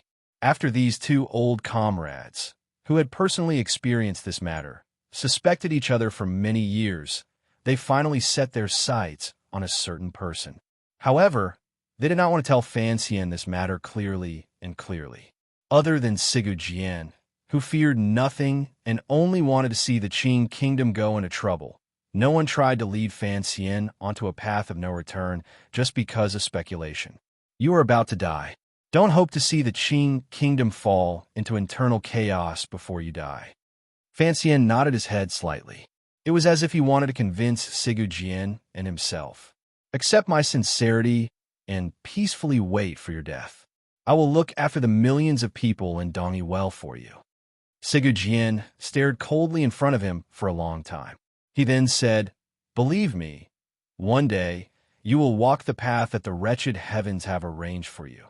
I am going to defy the heavens." Fan Xian said with a loud laugh. He laughed until he began to cough. His face flushed red, and he cut a wretched figure. Sigu Jian glanced at him disdainfully. Fan Xian was angered by this gaze. Gritting his teeth, he said in an icy voice, "Regardless of whether it is Ku, he, or you, it seems that before they died, they all placed their hopes on me. Is this not a ridiculous thing in itself? This is not the will of heaven. It is just the selfish thoughts of you major figures." "Selfish?" Sigu Jian shook his head. "I don't know what that old baldy did before he died." Fan Xian shrugged and said, "He sent his best disciple to Jingdo to extend Chen Pingping's life. It looks like he is counting on Chen Pingping to become the cause of internal chaos in the Qing kingdom." "Ha ha ha ha!" Sigu Jian couldn't resist roaring with laughter. As he laughed, he cursed, "So that's what that damn baldy thinks. It looks like he is counting on the Qing emperor and Chen Pingping to make a huge ruckus. You will be stuck in the middle, unable to be a person, and then he will force you to go crazy. Your judgment is not bad. He's the same as me. We both place our hopes on you. However," Sigu Jian twisted his neck and said disdainfully, "Kuhi is too stupid. It would have been better to directly force you on such a matter. Why go through Chen Pingping?" Kuhi underestimated that old dog's loyalty to the Qing emperor. "Please, I am right in front of you. Isn't it a bit boring for you to directly force me to rebel?" As Fan Xian sighed, he pointed at the large pit in front of him and the sword that appeared particularly old after being weathered by the wind and rain. I clearly know that there is a pit in front of me. Am I still going to jump in? Sigurd did not directly answer this question. He shrunk his body and said, "Actually, regardless of whether or not you admit that you are a dongy person, I am not too worried about the stupid people in this city. Don't forget, Miss Ning is an Eastern barbarian through and through. That first prince of yours can't be like you and refuse to admit his origins." Fan Xian shrugged. He knew what he said was correct. The emperor only had 3 sons left. 2 of the grown ones had too many ties to Dongi. If the Qing kingdom truly sent troops to attack, it would indeed be troublesome. The most important problem is that there are many pits in one's life. You clearly know that it is in front of you, but you have no choice but to jump in with your eyes wide open. Sigurd pursed his lips and pointed one arm toward the depths of the sword pit. His entire body was mixed with the aura of an old man and an irresistible pressure. Faintly, he said, 3 years ago, I told Jalan that even though I knew that there was a pit in front of me, I was still going to jump in. He was talking about the Dong Mountain matter. Regardless of whether it was Ku He or Sigurd, before they set off to assassinate the emperor, they had both thought about it countless times. They had both suspected that it was a pit. However, time waited for no one. The situation was pressing. The 2 great grandmasters had no choice but to jump. They had fallen wretchedly. Fan Xian was silent for a moment. He then said, "There's nothing more to say about these things. After the diplomatic group arrives, what needs to be done has to be done. You don't need to worry about my matters. So, shouldn't we talk about happier things right now?" "Happier?" Sigurd suddenly cursed angrily. "I am about to die. I haven't left this broken hut in 2 years. How can I be happy? Oh, you are truly pitiful. Although your cultivation is there, it is difficult for you to move. You don't dare to casually leave the hut and have been forced to sit for years by your eldest disciple," Fan Xian said mockingly. Fan Xian laughed mockingly and said, "Back then, King Wei Ling was starved to death by his own son in the Li Palace. If Yun Jilan also did the same thing, you, a great grandmaster, would die too unsightly a death. I am not useless like King Wei Ling Wang." Sigurd eyes were sunken and suffused with a cold light. "I just don't want to go out. What does that have to do with Jilan? Sitting in a wheelchair in the sun is indeed a pitiful feeling of being old and about to die. However, you have to get used to it." Fan Xian knew he was speaking the truth. Even if he was a great grandmaster about to die, if he wanted to leave the hut, who dared to stop him? Who could stop him? That makes sense. Sigurd suddenly lowered his head to glance at him. "The sun is pretty good today. Why don't you push me out for a walk?" Fan Xian froze where he stood. He didn't know how many aces were watching him covetously outside the sword hut. Even if Sigurd spoke to protect him, walking in Dongi, the difficulty was a bit too great. "The Northern Qi Emperor is still in the hut," he said quietly with his head lowered. "Isn't that your woman? Let's walk around together." Sigurd coughed and called over a child. He went to the room to invite the Northern Qi Emperor out. Before long, the little emperor, who had already put on her clothes, slowly walked over from the other side of the sword grave. From a distance, she saw Sigurd sitting in a wheelchair, as well as Fan Xian sitting rudely by the sword grave. The clothes from last night had long been torn. The sword hut had prepared well. The little emperor, Zhang Daodu, was wearing light green clothing. It did not look seductive at all. It only had the aura of a weak scholar. Coming to their side, the little emperor smiled slightly and said in a low voice, "It is indeed difficult to see the sword saint's face." Sigurd tilted his head slightly and rudely did not reply to this question. Instead, he waved his hand and chased the child far away. After a long time, the corners of his lips twitched. Looking at the Northern Qi Emperor, he quietly said, "Greetings, Your Majesty." The sword saint is too polite. The little emperor's gaze didn't even glance at Fan Xian sitting on her. This kind of composure was truly first-rate in the world. However, her calm exterior was easily broken by Sigurd. This great grandmaster smiled and gazed at the Northern Qi Emperor with a complicated expression.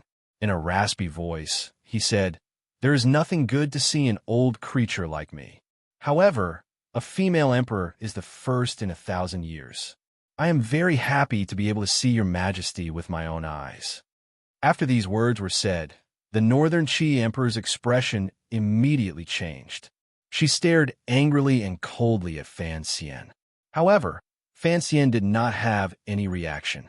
Sigu Jian gazed at the little emperor and said with a slight smile, "First, I already know that your majesty is a woman.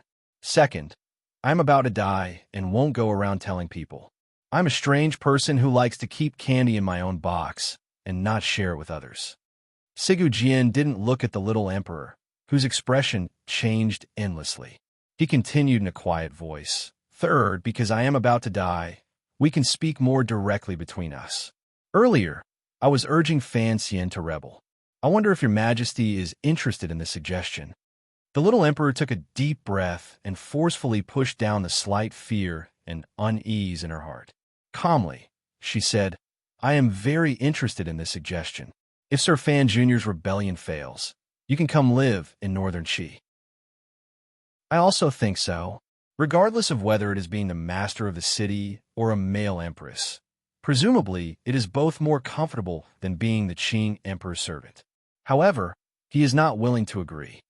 Fan Xian sat by the edge of the pit beside the sword grave and said, "A scholar's rebellion cannot be accomplished in 10 years.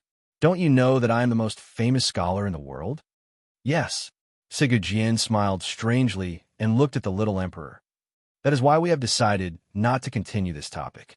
Instead, we are going to the seaside in the city for a walk. I wonder if your majesty is interested." "Can I say no?" the little emperor asked angrily. Fan Xian replied from below, "Of course not." Sigu Jian was the god of Dongyi. Regardless of whether it was actively or passively, a distance was always maintained between gods. It was clear that this great grandmaster in the wheelchair had not come out to casually look at the street view in many years. His entire being appeared to be rather excited. Fan Xian and the little emperor walked slowly behind the wheelchair. Occasionally, they would glance at each other but didn't speak. They were actually very shocked that the three of them had so easily left the sword hut without the sword hut and Northern Qi aces discovering any trace. Even if it was Sigu Jian, it still shocked Fan Xian that he could do this. Walking through the streets and alleys of Dongyi, Fan Xian could clearly sense that no one was following them. Given Sigu Jian's realm, if someone followed them for more than a moment, they would probably immediately be hacked into countless balls of blood by the rootless sword intent on the wheelchair. The three of them came to a large tree on the outskirts of the city. The tree crown stretched out widely. The green color blocked out the sky and sun. They rested there, hiding from the blazing sun. Chapter 639. Happy birthday to Master Yuan. I was forced to do this.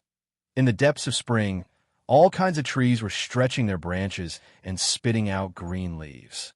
Dongyi was close to the seashore. The moist sea breeze blew day and night, making spring come earlier and fiercer here than in other places. The period of time for spring to accumulate was also longer. No one knew how many years this big green tree on the outskirts of the city had been growing here. The trunk was tall and straight, but did not have the intention of piercing the sky. Countless green leaves gathered at the crown of the tree to form a large canopy, appearing exceptionally beautiful and benevolent. It blocked the sun in the sky, casting a shadow over the people entering and exiting the city. This tree was very large.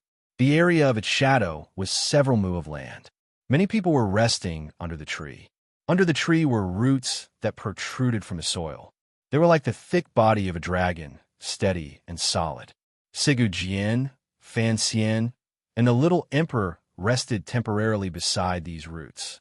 This strange combination did not attract the attention of passers-by. It was probably because there had always been many strange people in Dongyi. Fan Xian sat on the tree root and felt the shade under his butt. He didn't know what kind of tree the tree behind him was and couldn't be bothered to investigate. He only lowered his head to look for ants or dung-killing cockroaches moving balls of dung. He didn't find anything. How old was she at that time? 5 or 6? 7 or 8? Jian sat in the wheelchair and furrowed his brows. He thought for a long time. It seemed that because of the passage of time, his memory had become blurry. He spat on the ground and said, "In any case, it was just a little girl. How old were you at that time?" "I should have been in my teens." Jian scratched his head. "You know, my brain has never been very good. It's always hard for me to remember such complicated questions." "I don't think my age is a complicated question," Xian said.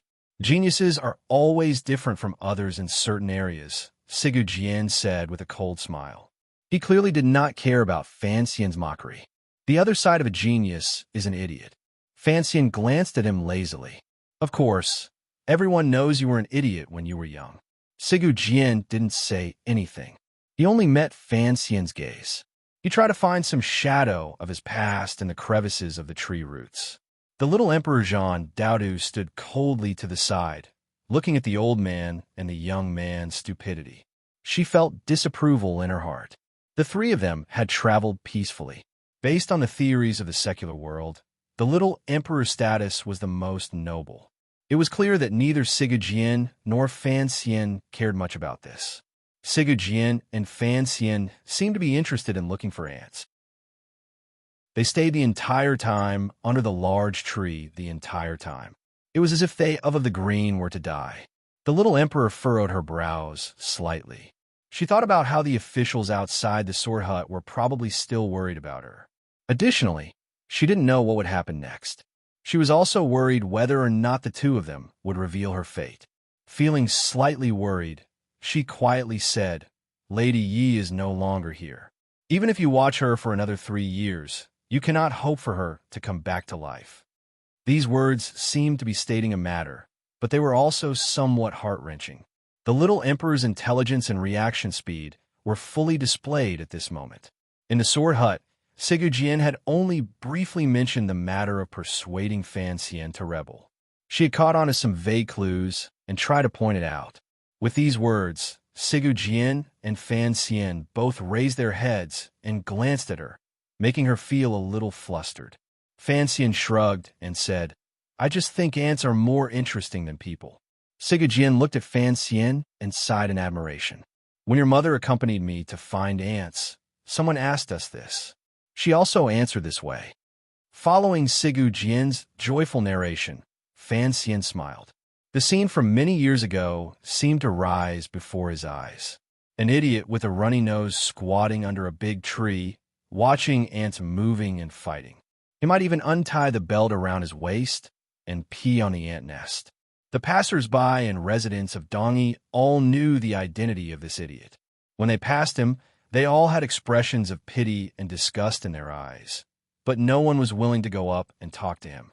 Then, a blind young servant holding the hand of a little girl came from afar to Dongyi. They came to this big tree and found the idiot who was so focused that he didn't care what was happening around him. The little girl, who was carved from jade, squatted curiously by the idiot's side and asked, "What are you looking at?" The idiot glanced at her impatiently and said, "I'm looking at ants." The little girl made an O sound and began to accompany him in looking at ants. They watched for a long time. Finally, someone at the side couldn't stand it anymore and reminded the young servant that this idiot was the young master of a major family in the city. He was just an idiot. Don't let your young mistress be stupid with him.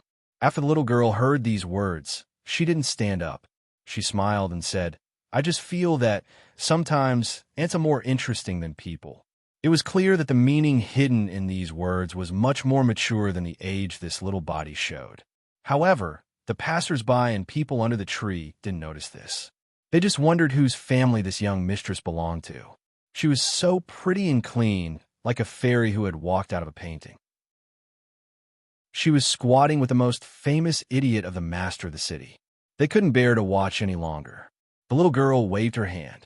The blind young servant, who had been as cold as a block of ice, also squatted down beside the two of them. Although he didn't want to squat, there was no difference between squatting and standing. Since she wanted him to squat, then he would squat. At that time, there were 3 of us.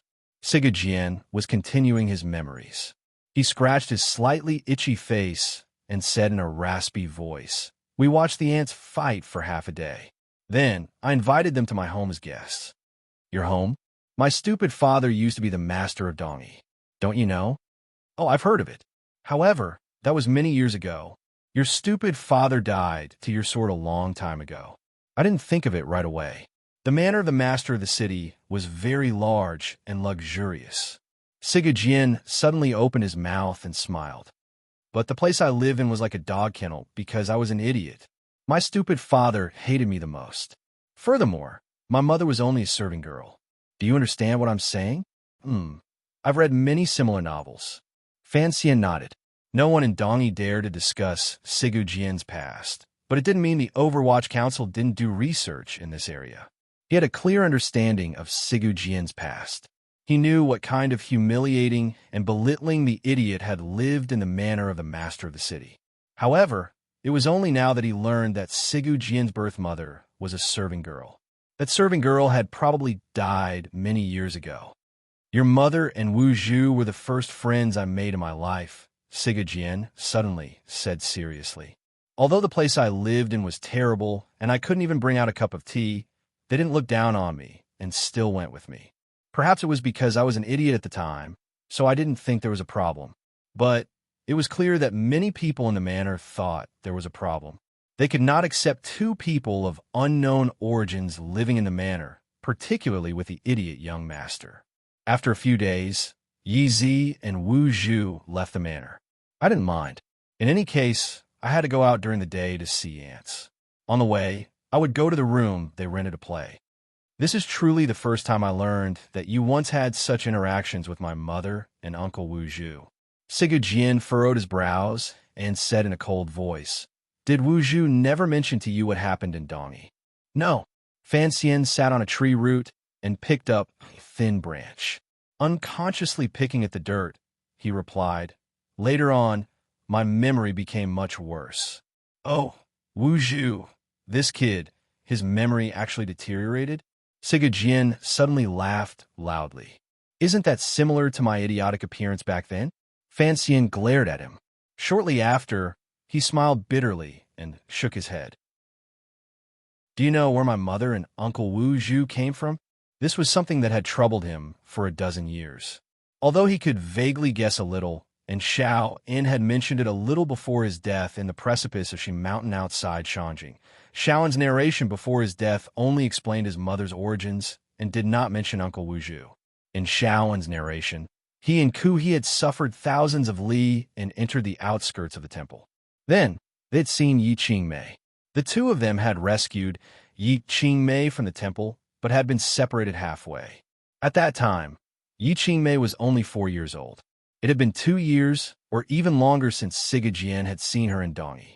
During this time, what had Yi Qingmei been doing?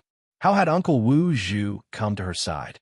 In Xiaoen's memories, he had once mentioned that Yi Qingmei seemed to be deeply worried about someone in the temple. She could not let it go, so she left decisively. Was that person Uncle Wu Zhu?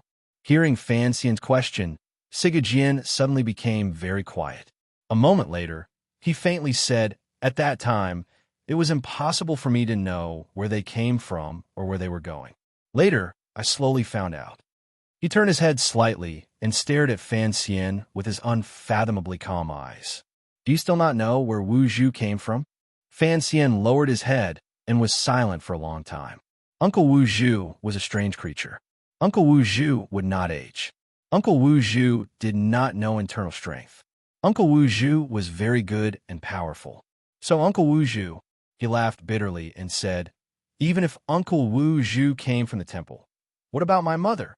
"Nonsense. The blind man is an emissary of the temple. Your mother is his mistress. Of course, she is a fairy of the temple. Otherwise, how could she have done so much on her own?" Sigurjin scolded irritably. It was as if he felt that Fan Xian's question was unnecessary. However, Fan Xian did not feel that it was unnecessary. He smiled bitterly and thought that his mother, Yi Qingmei, was clearly like him. She had a soul that did not belong to this world. What relationship could she have with the temple? Fan Xian and Sigurjin spoke energetically and sighed as they reminisced. Their voices naturally converged and did not affect anyone under the tree. The Northern Shi Emperor stood by the two of them the entire time, quietly listening to all of this. Her face gradually paled as the hands in her sleeves began to tremble. She didn't expect that she would be able to hear such a soul-stirring secret under this tree. She finally understood why a young man like Fan Xian, from the beginning of his time in the world, possessed a confidence and even arrogance that no one else in the world could match. He dared to be so disdainful of an emperor, sit on equal footing with a great grandmaster like Sigu Jian, shamelessly talk about the world, and try to control everything in his hands. The little emperor knew that Fan Xian's mother was Yi Qingmei. She also faintly knew that there was a blind great master behind him. It was not until now that she learned that the young lady of the Yi family and the blind great master had an inexplicable connection to the temple. What was the temple? It was a god that floated above the clouds in the sky, coldly watching the suffering of the mortal world without the slightest change in expression. It was a will that surpassed mortals. It was the legendary protector of the land. However, no one knew where the temple was or what it was, other than Master Ku He, who had seen it with his own eyes. Ku He kowtowed in front of the temple for 3 days and gained the abilities of a great grandmaster. Under the large tree, the young lady of the Yi family met Sigu Jian. Sigu Jian went from being an idiot with a runny nose to a warrior with unparalleled sword skills. Another example was the Qing Emperor. The little emperor's short eyelashes trembled uncontrollably. From the beginning of the Wei Kingdom until now, everyone in the world wanted to see the appearance of the temple with their own eyes. They wanted to find the shadow of the heavenly path in the illusory. Back then, the Wei Emperor had sent out thousands of troops to the north to search for the temple in order to live forever. Behind Fan Xian, there was the shadow of the temple.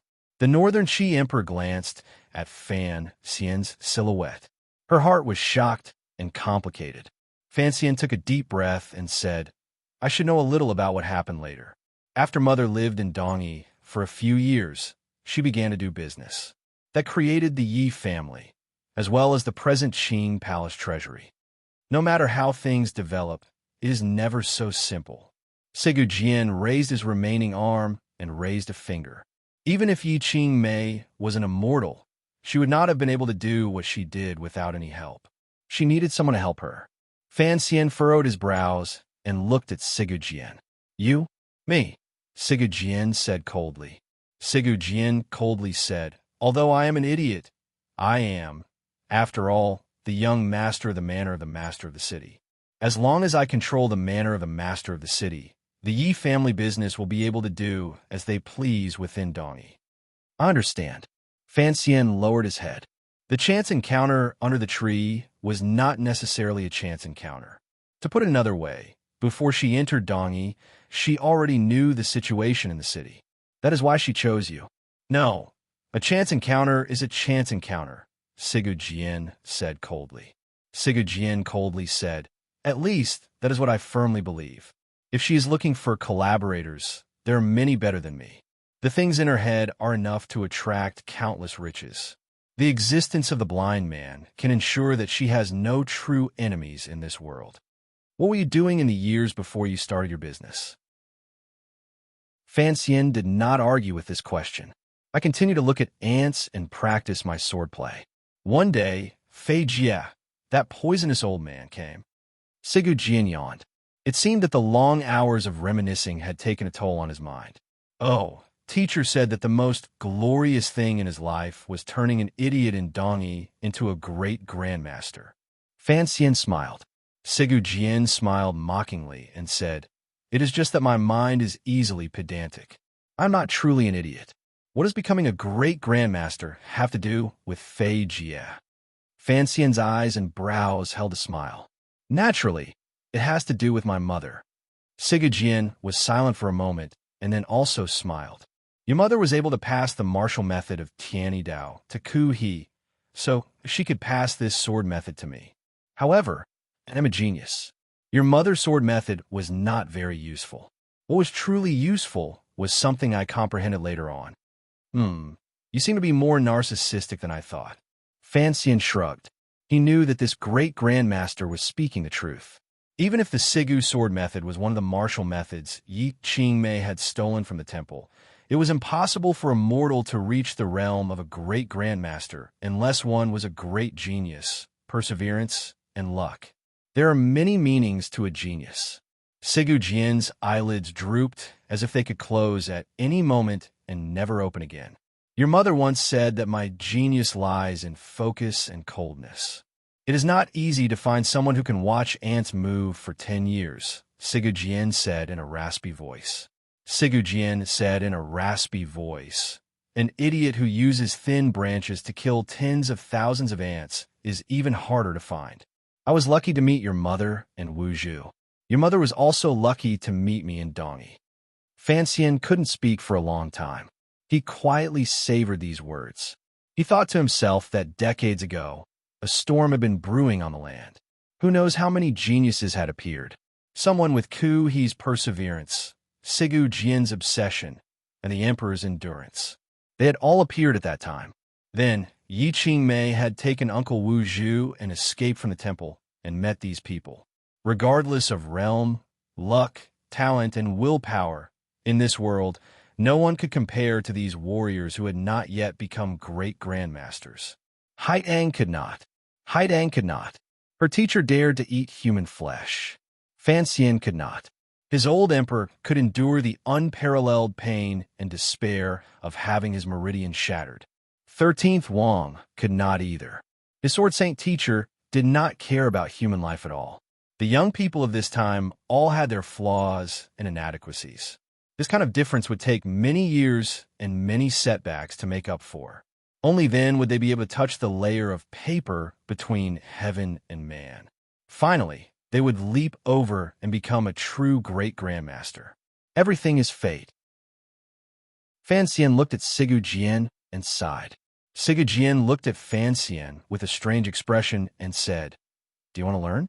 If you want to learn, just say it." Fan Xian's heart jumped. He knew what this sword saint was preparing to teach him. A bitter smile rose involuntarily to his face. In a quiet voice, he said, "I think you already know. I already know." Sigu Jian coldly said, "I am talking about the true Sigu Jian."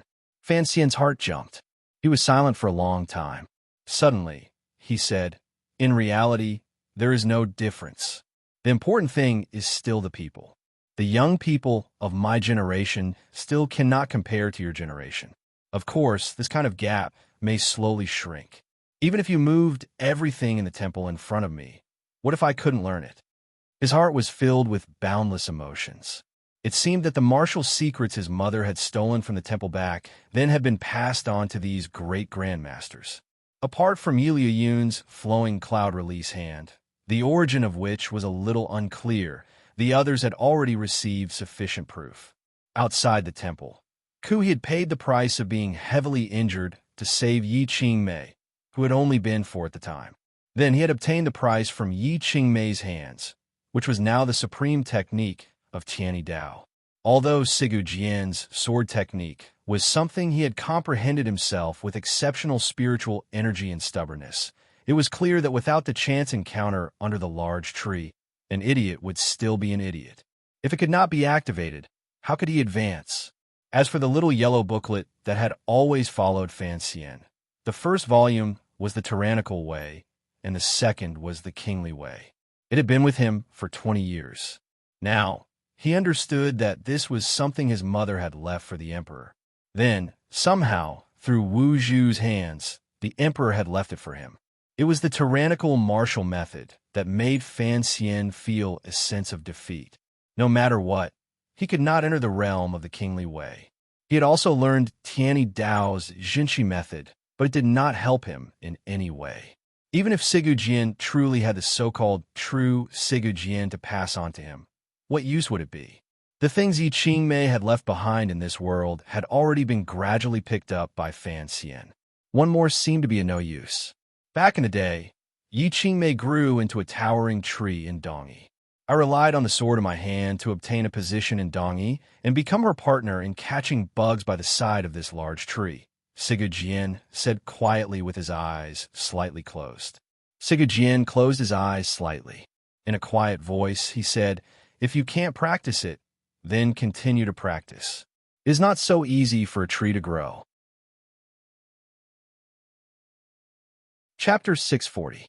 Fan Xian stood under the large tree with one hand on his waist and the other gently patting the tree trunk. His mouth said it was forced, but there was a smile in his eyes.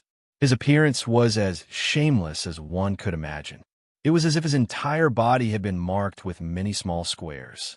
Each square had a large word written on it. This was the so-called cheap square. This young man from the Qin kingdom, in front of Sigurd, not only did his words and actions offend, he even began to be cheap. The Northern Qi emperor, who had been silently listening to their conversation and digesting the shock in her heart, tried to seize an opportunity. Seeing the scene, she could no longer resist. Looking at Fan Xian, she sighed and said, "How can a person be so shameless?" Fan Xian turned his head and glanced at her. With a self-mocking smile, he said, "You should know that I have learned Tianyi Dao. You should also know that I know the tyrannical martial method. If I also learn the Sigu sword, although it is not a burden to have more skills, I always feel that I will become a strange creature. Furthermore, perhaps I will wipe out all possibilities in the future. Most importantly, I have never believed that there is love without reason or hate without reason in this world." He turned towards Sigurd in the wheelchair and quietly said, "You still haven't given up on the idea in your heart.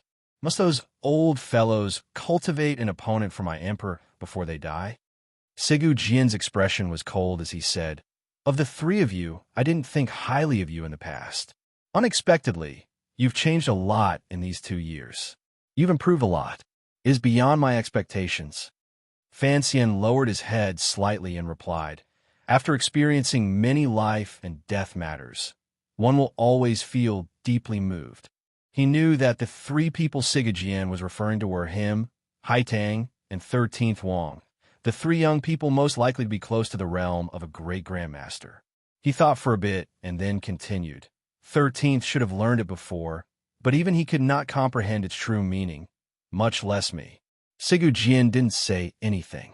On the contrary, it was the Northern Qi Emperor who smiled slightly and said to Fan Xian, "If you really don't want to learn, why don't you give this opportunity to me?" "You?" Fan Xian laughed out loud. "The Emperor is truly someone who does things differently." The little Emperor pressed her thin lips together into a smile and said, "The Sword Saint just wants to make more trouble for the Qing Emperor after he dies. You are, after all, his illegitimate child. I'm afraid you won't be able to harden your heart. Passing it to me seems more direct." Hearing these words, even Sigurd couldn't resist laughing hoarsely. Unexpectedly, there are more and more interesting people in the world. All right, let's not talk about other people's business. Fan Xian stood seriously behind Sigurd. His hands gently rested on the back of the wheelchair. "Since I want to learn, I have to hurry. Should I go bathe and fast for a few days?" Sigurd expression was strange. Turning his head to glance at him, he said, "Swords are used to kill. Even if you wash for 100 days, in the end, you will still be stained with blood. Why wash?" Fan Xian shook his head and said, "Since you want to teach me, you have to act like a teacher. You should have learned most of the sword techniques from him." Sigurd narrowed his eyes slightly and coldly said, "A sword is a dead object. What holds it is the hand. No matter which direction you stab or chop down from, no matter how many changes there are, it is impossible to exceed 10,000. In the end, space is only so big." Fan Xian listened silently and seriously. To the side, the little emperor also closed her eyes tightly, unwilling to let go of a single word of Sigurd.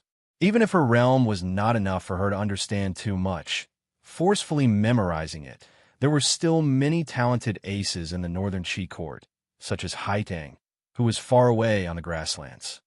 How can a sword stab out and kill someone? This is a problem with sword techniques. There is always a limit to the changes in sword techniques. In tens of thousands of years, who knows how many virtuous people of the past have put in hard work. As the saying goes, there is nothing new under the sun. No matter what kind of change there is, it has long been deduced by others. Thus, the sword technique has never been the most important part. Sigu Jian's remaining arm rested calmly on the armrest of the wheelchair. He slowly stroked it like he was stroking the hilt of an ancient sword. When you sense a certain realm, you should understand that what you need to consider with a murderous sword is not how to kill, but whether you should kill. It seemed to be a very profound statement, but Fan Xian understood it. Wu Zhu had once talked to Fan Xian about the so-called power. Power was the level of Jinqi cultivation in a person's body, but power contained too many things, such as an aura and specific techniques. Sword techniques, without question, had to be included in power. What Sigu Jian was talking about now had already surpassed the scope of power. It is the heart and the will. When your power has reached its peak, what you need to break through is the heart and the will, Sigu Jian said coldly. He then raised his head to gaze at the large tree above his head. In an instant, the sword intent in his eyes pierced the sky. The countless birds and insects in the big green tree sensitively felt the killing intent that filled the heaven and earth. They fled in panic and let out countless bird cries and insect cries. It was extremely mournful. The birds turned into countless black dots and flew out from the deep green canopy, heading straight for the clouds under the sky. They wanted to get as far away from this place as possible. Sigu Jian's voice grew lower and lower. A person is not a god. His physical body is a vessel. In the end, there is a limit. The cultivation of Jinqi and the increase of the real realm will stop when it reaches a certain stage, a stage where the body and meridians cannot hold it. If one continues to forcefully cultivate and increase it, it will only cause their meridians to break, and they will become useless. Of course, rising another foot above the blue sea realm is already at the upper 9th level. If one wants to increase it further, it is a very difficult matter. Sigu Jian's eyes continued to gaze calmly at the green treetop. Fan Xian and the little emperor listened quietly to the side. The atmosphere was slightly strange. The little emperor was not a martial ace, so she did not understand. However, Fan Xian immediately captured the true meaning within. Regardless of whether it was Lang Tiao, Yin Zhilan, or himself, they had all entered the upper 9th level realm. However, they could no longer increase their cultivation because they had already reached the limits of the human body. No matter how much they cultivated, they could only maintain themselves in this realm. Reality is the water in a jar. The power is the way the water is sprinkled, Sigu Jian said slowly. Sigu Jian leisurely said, "A jar of water will never be able to nourish 10,000 acres of fertile land. This is the so-called limit. If you cannot break through the boundaries of power, you can forever only sprinkle water one ladle at a time. You cannot change your pettiness. No matter how many sword techniques you learn, there is only so much of the source. Of course, you cannot experience the feeling of a river bursting its banks. Thus, the most important thing is still the Jinqi in the body," Fan Xian unconsciously replied. Fan Xian unconsciously followed up. He thought of the unfathomable way of the emperor's Jinqi in the emperor's body. Between realms, there is always a balance and mutual restriction. Reality is indeed the most important thing. If you cannot grasp a method to release the reality in your body, it is impossible for you to have an extraordinary reality. Just like if a river bursts its banks, if you cannot control the flow of the river water, the mysterious heavens will certainly not grant you a river. Sigu Jian smiled mockingly. The heavens have the virtue of cherishing life and will not let a person die so easily.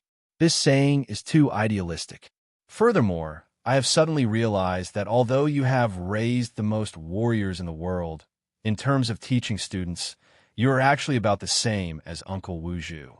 Fan Xian sighed. He thought to himself that what Sigu Jian said was very reasonable. It was just nonsense. Without a method to control the Jinqi in the body, the self-restraint of the human body would not allow the Jinqi to expand limitlessly. If one could not increase the Jinqi beyond that critical point, it would be impossible to grasp such a mysterious method. It was truly nonsense.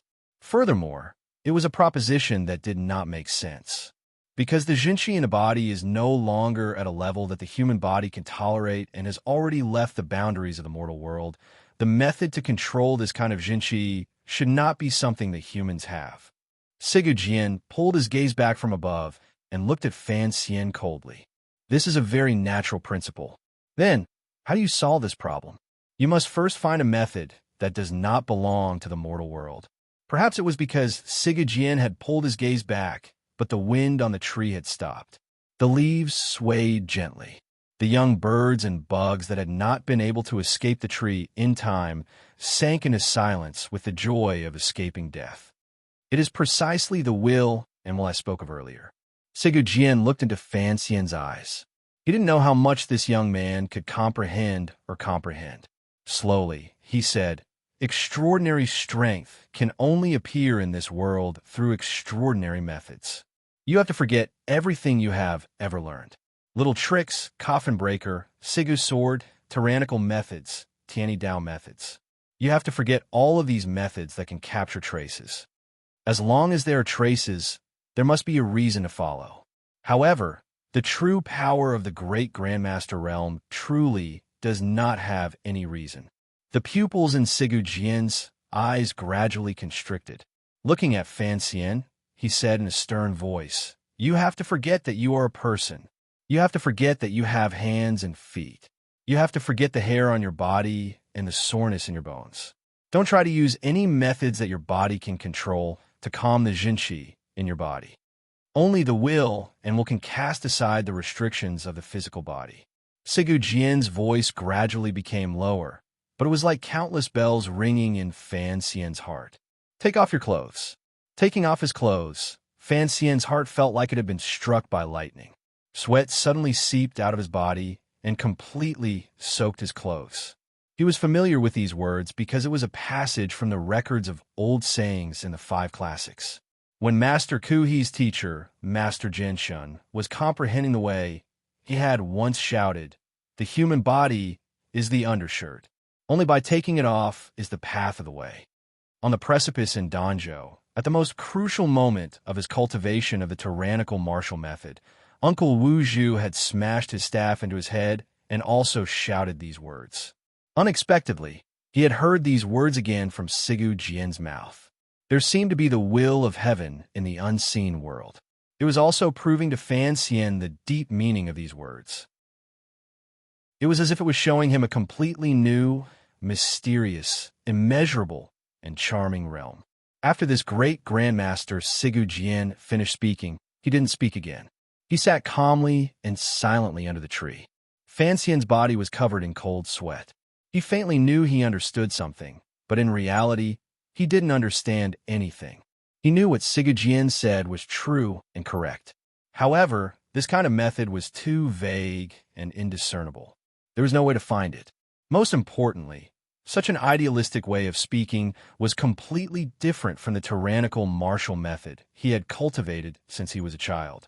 Without a person as a bridge, could he affect this real world with just his thoughts? What was different about man's existence in the world from all things? It was in the word thoughts. Man was the spirit of all things. He could speak and think. He could watch flowers bloom and feel joy. He could watch flowers fall and feel sorrow. He could watch the full and waning of the moon and feel the eternal vicissitudes of heaven and earth. He could watch the rise and fall of the tides and feel the impermanence of life. The old men with their heads bent in the yellow earth also knew the joy of shadow puppets. It was an instinctive pleasure to follow Pan Lang through the night. It could also affect one's thoughts in a way that left one's instincts or substance. A powerful official with unparalleled evil could sit in seclusion for half a day, write a painting, and be proud of himself for a long time. He was moved to tears. No creature was more complicated than humans. Only humans could have such rich emotions and thoughts that could not be forgotten in a moment. Heaven and earth were indifferent. Spectators lived and died. Only humans could look back at heaven and earth and faintly connect their thoughts. The sweat on Fan Xian's body gradually dried. He knew how admirable that realm was. He also knew that it was not a realm that could be reached just because he wanted to. He asked in a raspy voice, "The true Sigu Jian does not need a sword. How will you teach me? This method cannot be passed on. It's not that I don't want to pass it on. It's that I cannot pass it on." Sigu Jian broke the silence and coldly said, "Today, you will wander with me through Dongi. I can only let you see. As for how much you can experience, it will all depend on your luck." Fan Xian bowed sincerely and said, "I am willing to lead the way for you." The little emperor stood beside the two of them with her eyes closed. Her eyelids trembled anxiously. It looked like she was trying to memorize every word of their conversation. Sigu Jian did not pay attention to what these two young people were thinking. He indicated for Fan Xian to push his wheelchair away from the tree and toward the bustling interior of Dongi. At some point, perhaps it was the moment Sigu Jian raised his head to look at the sky, the people under the tree had long scattered in all directions in fear. It was completely silent under the tree. There was only a faint shadow enveloping the ground under the tree. Chapter 641. When three people walk together, there will always be a teacher. Fan Xian and the little emperor pushed Sigu Jian and quietly left the tree. Following the long straight path, they entered Dongi's busiest street. The travelers who had been resting under the tree had long scattered in all directions in shock. Slowly, the scene they had seen earlier reached the ears of many people. Not many people had discovered who the cripple sitting on the wheel of the chair was. Sigu Jian was Dongi's god. Not many mortals had seen him before. The pedestrians on the street only felt that the combination of these three people was a little strange. Two very handsome young men were pushing a disabled person in a wheelchair. They didn't look like merchants who were here to buy or sell goods, nor did they look like tourists who came because of the fame. Fan Xian paid no attention to the gazes around him. He just quietly pushed the wheelchair. His gaze naturally fell on Sigu Jian's shoulder. In the back of his head, he carefully thought back to the Grandmaster realm he had felt under the tree earlier. He was a person who loved to learn. When he had escorted Xiao in back to Northern Qi, he had not forgotten to ask Xiao in about court matters. Although there was an unspeakable grudge between him and Sigu Jian, their relationship was incomparably complicated and subtle. Since this great Grandmaster was willing to reveal this realm to him and give him a chance to study it, he would not pass it up. Even though Sigu Jian's action had a dangerous, murderous intent, Fan Xian still did not want to pass it up. Perhaps for just one day in Dongi, he was willing to see Sigu Jian as his true teacher. Of the three of them, only the Northern Qi Emperor's situation was awkward. She seemed to be Sigu Jian's guest, but in reality, she was only a hostage in Fan Xian's hands. At this moment, she was purely a traveling companion. She was unable to understand the silent communication between Sigu Jian and Fan Xian. She could only watch helplessly and say nothing. After leaving the tree, Sigu Jian did not bring up those profound words again. Fan Xian also did not ask him seriously for guidance. It was as if the two of them had forgotten what they had talked about earlier and what they wanted to do. They only quietly and freely strolled through Dongi, walking amidst the gazes and whispers of the people around them. Just as Sigu Jian had said, there were many things that could only be understood and not conveyed. Since it was so, there was no benefit in saying more, so it was better not to say it. After walking for a while, perhaps Fan Xian noticed the little emperor's uneasiness. He glanced at her with a slight smile and quietly said something. A strained smile rose to the little emperor's cold face. Sigu Jian took the two juniors to some old and run-down buildings. They were the places where the Yi family had made their fortune many years ago. Now, they had long been used for other purposes. The people who lived there would never have thought that the greatest merchant in the world had once lived in these rooms. Fan Xian knew what Sigu Jian wanted to tell him and what he wanted to influence him, but he maintained his silence. It was not until they reached the Yi family's glass workshop that he quietly asked, later on, "You became the protector of Dongi. Why did Yi Qingmei, my mother, leave with Uncle Wu Zhu?" Fan Xian knew that period of history. After Yi Qingmei and Wu Zhu left Dongi, They did not enter the surrounding vassal states. Instead, they found their way south of Dongi and north of Danzhou. They found a path between the precipitous cliffs in that wild and primitive forest and went directly to Danzhou. That path was like a sheep's intestines and heavenly stairs. It was difficult to walk, but it was still a path.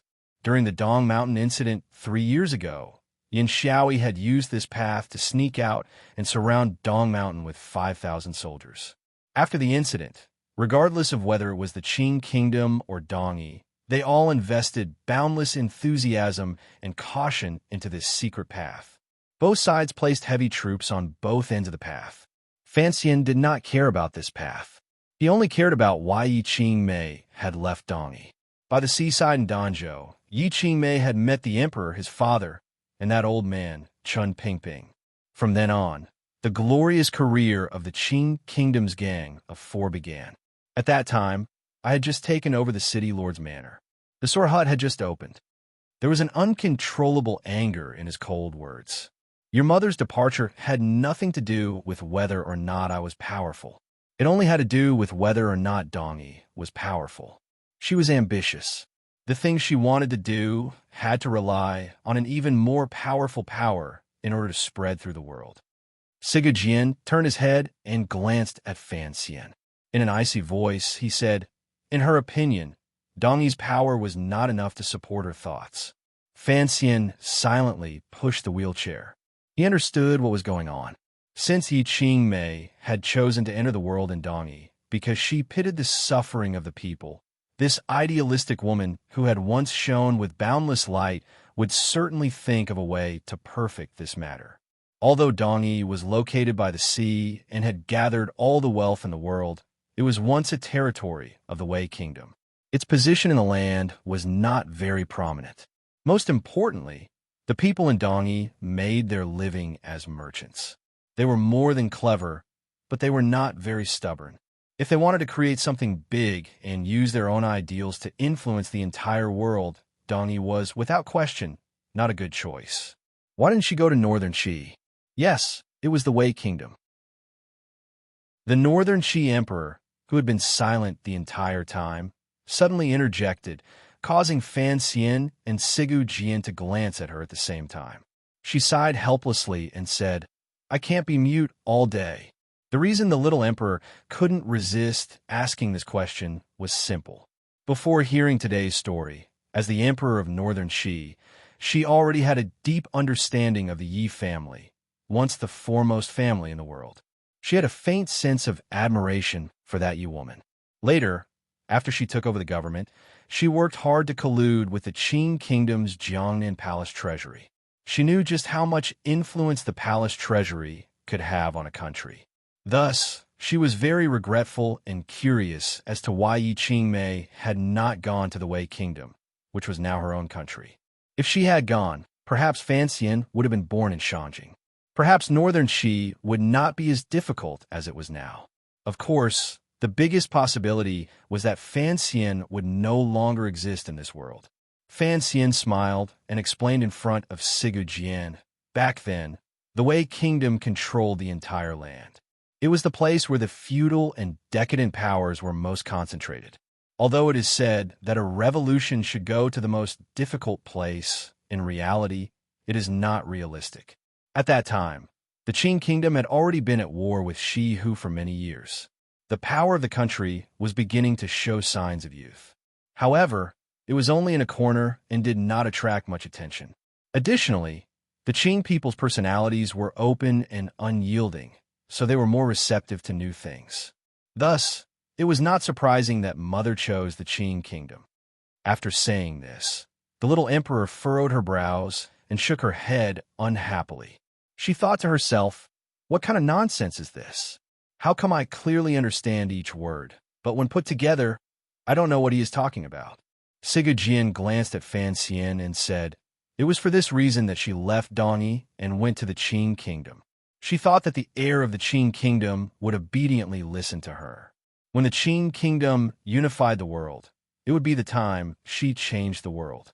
Who would have thought that the heir would eventually become a true dragon in the world? How could he tolerate someone riding on his body?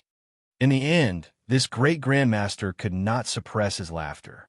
There was a hint of joy in his laughter. Fan Xian was slightly angry in his heart. He stared at him coldly. Sigurd did not care about his gaze at all. Coldly, he added, "When I was young, I tasted countless joys and sorrows in the human world. I almost lost my life a number of times. Who knows how many of his servants and wet nurses who raised me died? Once I had power in my hands, and my swordsmanship was beginning to form.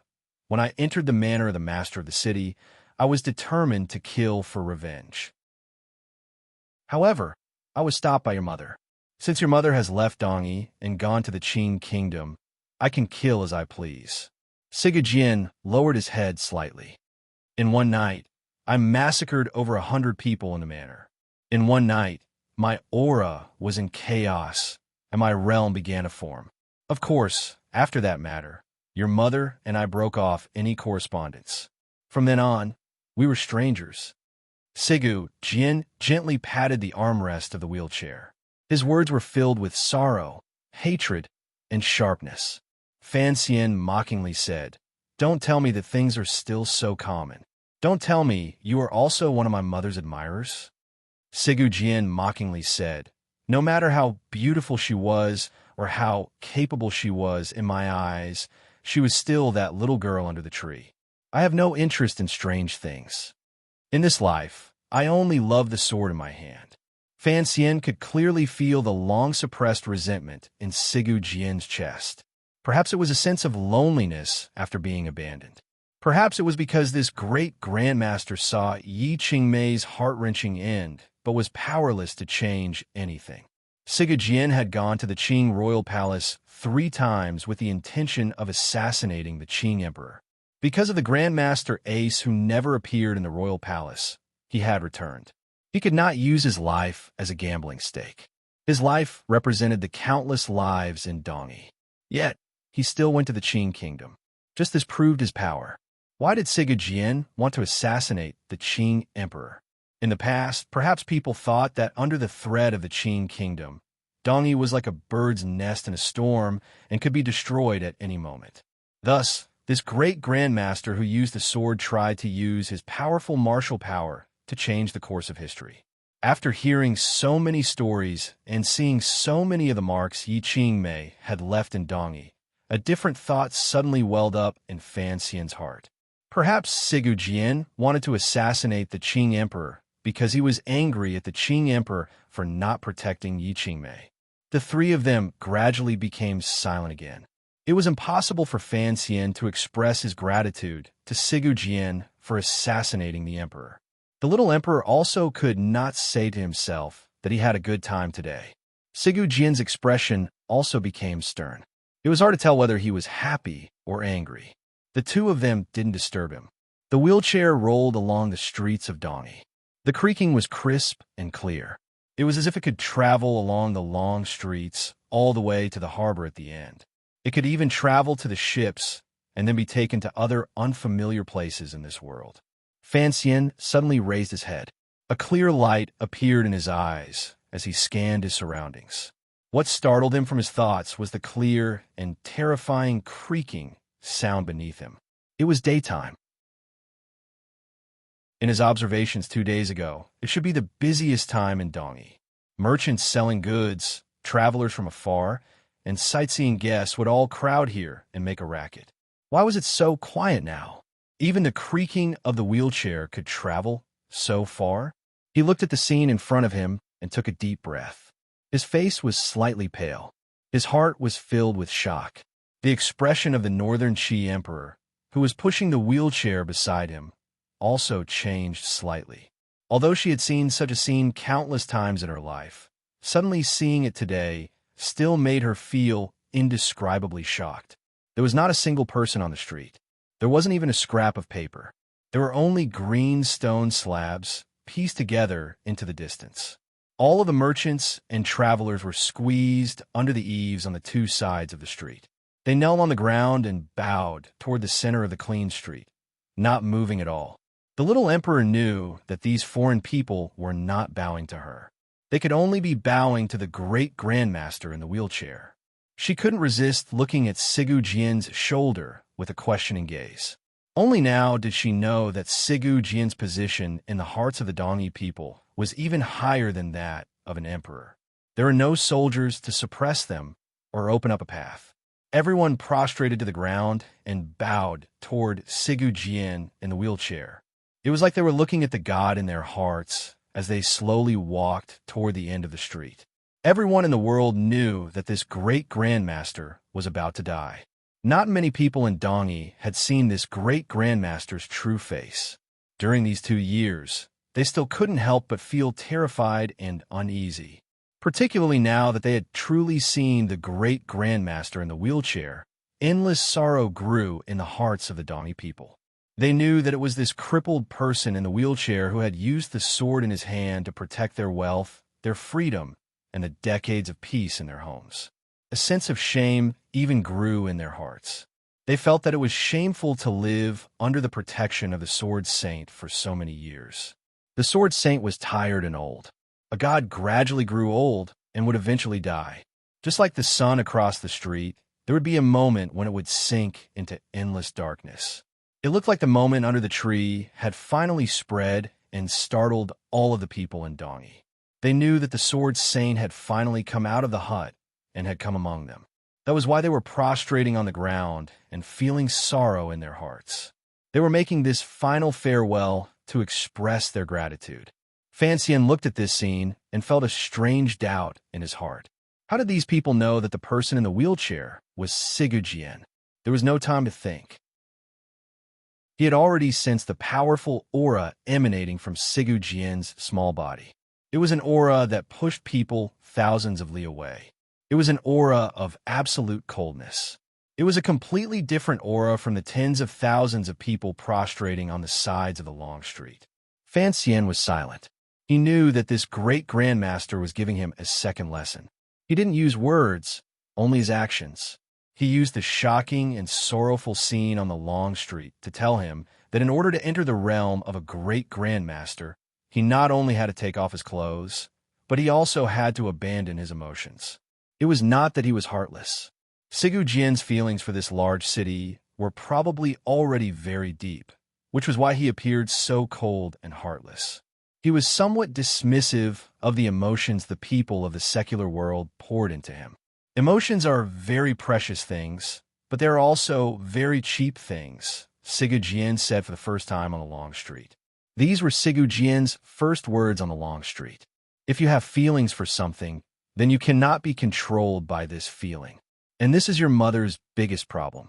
Fan Xian and the little emperor were deep in thought as they pushed the wheelchair forward under the worshipful gazes of tens of thousands of people. The creaking of the wheelchair grew louder and more ear-piercing. Then the wheelchair stopped in front of a beautiful building. It was the manor of the master of the city that Fan Xian had come to yesterday. "What are we doing here?" Fan Xian asked respectfully. Chapter 642. I don't know why, but I felt very tired these past few days. I wanted to sleep every day. Is this the legendary autumn sleepiness? If everyone thinks this chapter is passable, throw in 2 monthly votes and praise it. I still want to keep up with a large group of monthly votes. Many thanks, many thanks. After the wheelchair entered the manor of the master of the city, the street outside remained absolutely silent. Although the people of Dongyi straightened their bodies from under the eaves, no one left. No one discussed. They only looked fearfully and uneasily in the direction of the manor of the master of the city. Countless gazes were focused in that direction. They didn't know what was happening inside, or why the Sword Saint had come alone to the manor of the master of the city. It was to kill. Regardless of whether Sigu Jian, the great grandmaster, decided to tie Dongyi to someone's carriage or step onto someone's road before he died, whether it was north or south, it was all his decision. All of Dongyi, including the surrounding vassal states that had submitted, had to follow his will. Although this great grandmaster was about to leave, he still would not allow anyone in his domain to secretly have disloyal thoughts and collude with the disciples of the hut.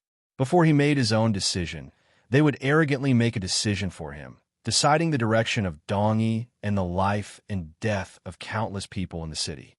This was within the scope of a god's work. No mortal could interfere, not even the eldest disciple of the sword hut or the manor of the master of the city, who maintained daily order in Dongi. The master of the city was the last distant relative Sigu Jian could find in a remote and desolate place after he had massacred his clan. Those who went against him would die without a doubt. This was the so-called will of a grandmaster. This did not need to be emphasized. It was just a natural bottom-line principle. It was only for Fan Xian to see it more clearly that Sigu Jian had brought him here. After the little emperor stepped into the manor of the master of the city, her face became very pale. It was as if she was about to become transparent. There was a sense of loss and shock that could not be erased in her eyes. She knew what Sigu Jian wanted to do. Other than Yun Zhilan, Northern Qi's greatest support in Dongi was the people in the manor of the master of the city. The little emperor had been hoping that these two powers could help her convince Sigu Jian and have Dongi leave the Qin kingdom's control. If Sigu Jian was going to wash the manor in blood, it showed his attitude. The little emperor felt slightly dizzy. Tightly biting her lower lip, she stood silently behind the wheelchair. Fan Xian glanced at her calmly. Seeing the paleness of her face, his heart jumped slightly. He reached out and patted her shoulder to express his comfort. This was not the consolation of a victor to a loser. It was just that his heart had been pierced by the sword intent of the expert in the wheelchair, causing his eyes to blink uncontrollably. After Sigu Jian entered the manor, the emotion in his eyes gradually became indifferent. There wasn't even a glimmer of coldness. Several people knelt down at the stone steps of the second gate of the city lord's mansion and welcomed the arrival of the sword saint in fear and trepidation. They lowered their heads and kowtowed. With this kowtow, their heads were like fruits ripening in autumn. Breaking their branches, they fell and rolled on the ground. There was an extremely smooth cut on their necks, as if they had been cut by an unparalleled sharp sword. Sigu Jian, in the wheelchair, did not have a sword in his hand. The little emperor stared at the rolling heads on the ground.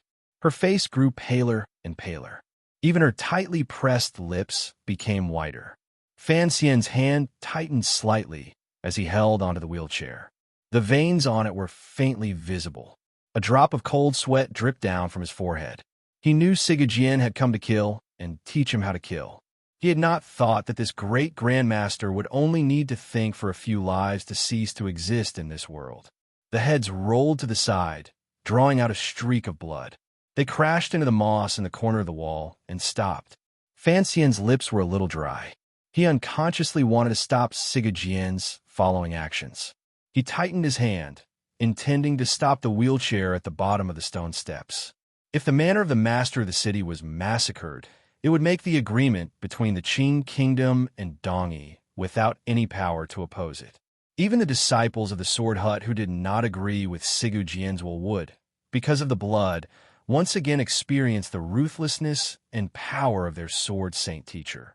Fan Xian still did not want to use such a method. He was not a sentimental and pedantic person. However, he thought that the manor of the master of the city would never be a major obstacle. As long as Sigu Jian nodded, there were many ways to resolve the problem here. He had not thought that Sigu Jian would use the simplest and crudest method to resolve it. At some point, the wheelchair had already climbed up the stone steps and was moving toward the depths of the manor. Fan Xian and the little emperor's hands were still on the wheelchair. Their hands trembled more and more. Their faces grew paler and paler. They saw more and more blood and more corpses on either side of the wheelchair. Someone finally summoned the courage to pull out a knife. The knife broke in two. Someone screamed and flew away, their waist broken in two. Even more people looked with terrified eyes at the killing god in the wheelchair. Their legs trembled. They could not move at all. They thought of the legend from many years ago. On that night, the great grandmaster in the wheelchair held a sword and entered the manor of the master of the city. The next day, not a single living person could be found in the manor. After many years, Sigu Jian entered the manor again. This time, he did not have a sword in his hand. The entire manor was still sadly enveloped by a thick stench of blood. Fan Xian's face grew paler and paler. The tyrannical Jinqi in his body had been raised to the limit. The moment it left his body, it was crushed into threads by the killing aura that filled the world outside. It broke into pieces and dissipated in an instant. It was impossible to gather the qi. The little emperor's body trembled. She was unable to move at all. She had to place her hand on the wheelchair to barely stabilize her body. Even though she was a powerful female emperor, looking at the countless heads and broken corpses flying through the air, it was still difficult for her to resist the onslaught of this bloody, killing aura. Blood flew. Blood continued to fly. Blood continued to fly. Sigu Jian's face was even paler than these two young men's faces. It was a completely illogical white. It was as if all the blood in his body had flowed to some place and then dispersed into a sword qi that pierced the heavens and slaughtered the earth, and a murderous aura that could destroy the heavens and destroy the earth. It was being released freely. Fan Xian and the little emperor's bodies seemed to have left the control of their minds.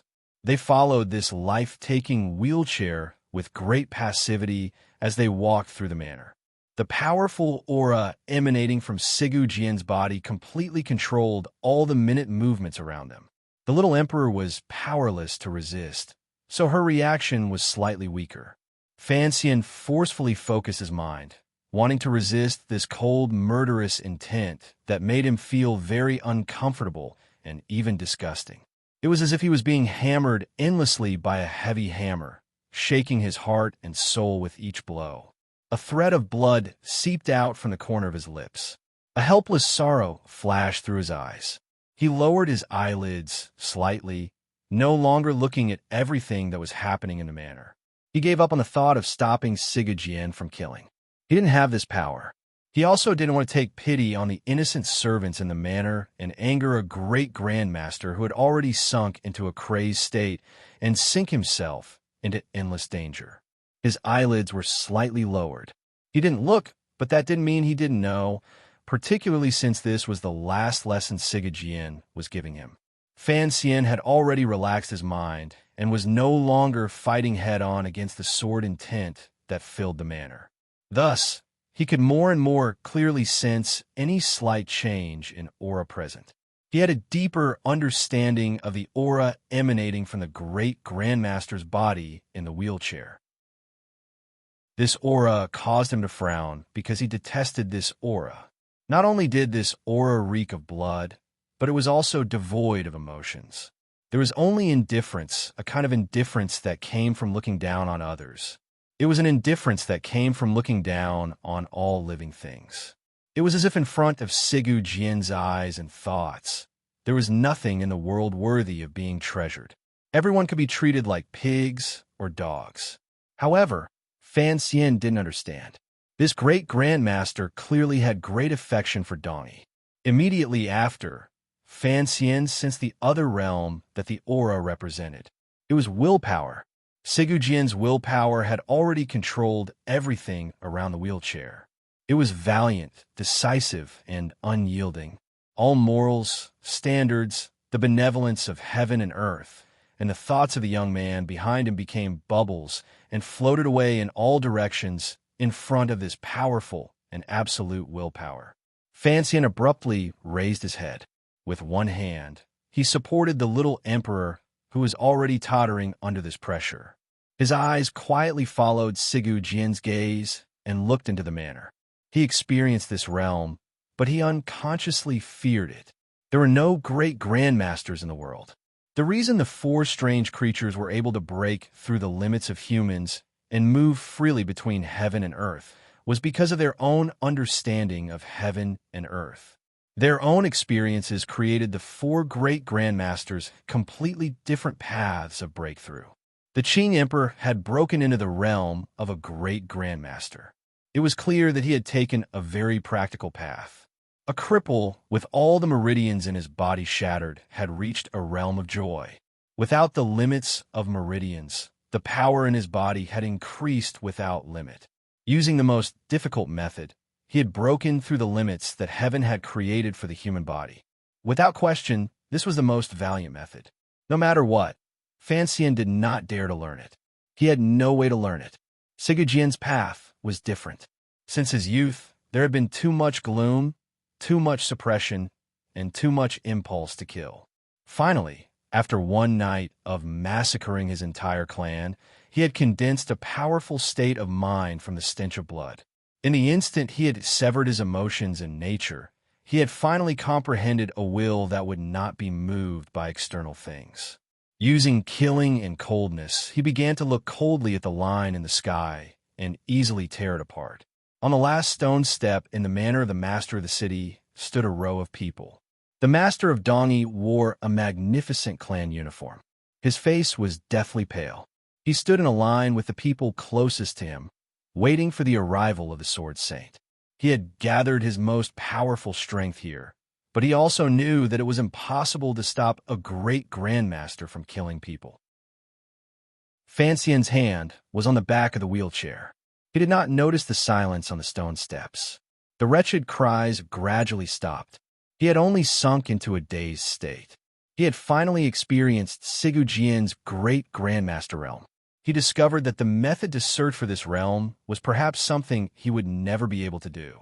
Every blade of grass, stone, flower, and tree in the world had its own reason for surviving. Each person was unique.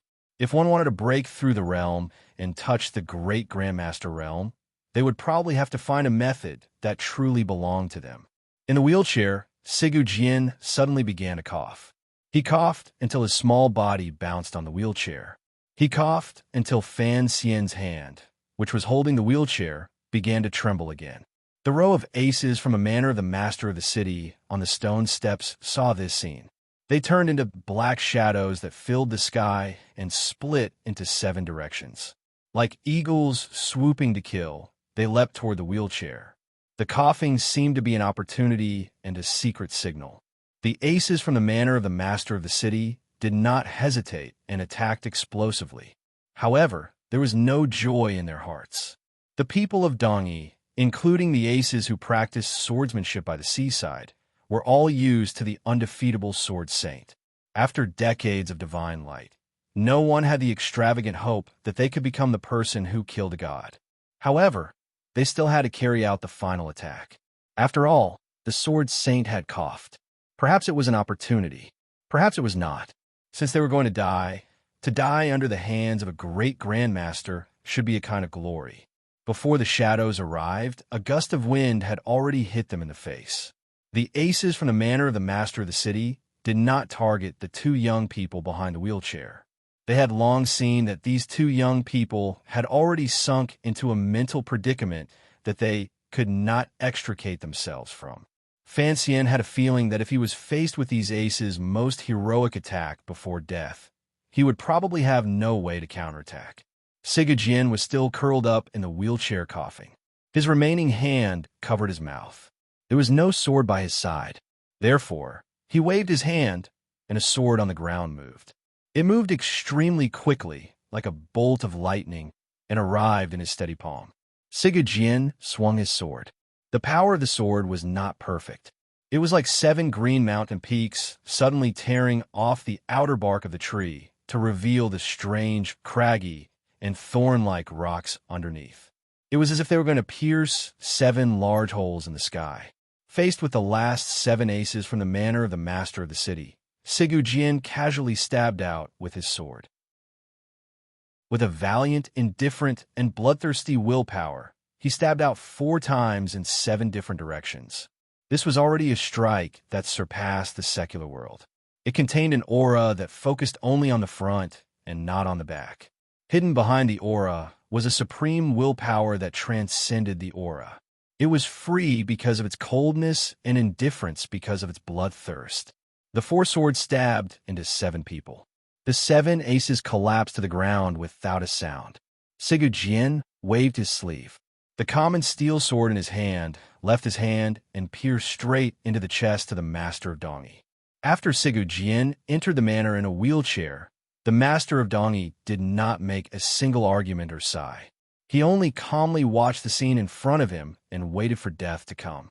He knew that since his distant uncle had personally come out of the hut, then only death awaited him.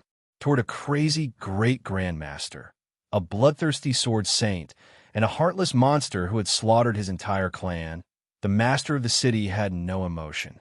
The master of the city coughed up blood. Feeling his life leave him, he began to cry. In the moment before his death, perhaps there was too much dissatisfaction and resentment in his heart, just like the resentment the Qing emperor had felt many years ago. There should not have been these great grandmasters in this world. There was too much logic in this world. Fan Xian had watched Sigu Jian attack seriously. This was the first time Sigu Jian had truly attacked since entering the manor. He had a sword in his hand. His gaze was very sharp. He had captured the method and trajectory of the last 4 swords. Thus, his heart was incomparably shocked. This was the true Sigu sword. Like a bird in the sky, like a fish in the water, between one movement and one stillness, there was no warning at all. He only attacked based on his heart. It was not just a valiant act of looking ahead and not caring about the back, looking left and not caring about the right. The 4 swords were elegant and cold to the extreme. One glance could topple a city, the second glance could topple a country, and the third glance troubled the plans of the world. It made a hero cry. Pulling out his sword, Sigu Jian's heart was at a loss. He did not see the ancients before or after. He watched the long passage of heaven and earth and cried alone. In Suzhou, Yi Lian had once split half a building with one strike. Fan Xian had thought that the pinnacle of sword skill in the world was nothing more than this. Seeing Sigu Jian attack, only now did he know that the most powerful symbol of a killing weapon like the sword was the connection between the sword and the heart. There was no faster method of expression in the world than the heart. Where the heart was, the tip of the sword was. To be able to cultivate a sword technique that defied the common sense of heaven and earth and should not exist in this world, even the person controlling the sword would feel a glimmer of awe. Even the person controlling the sword probably didn't know how he was able to use such a sword technique.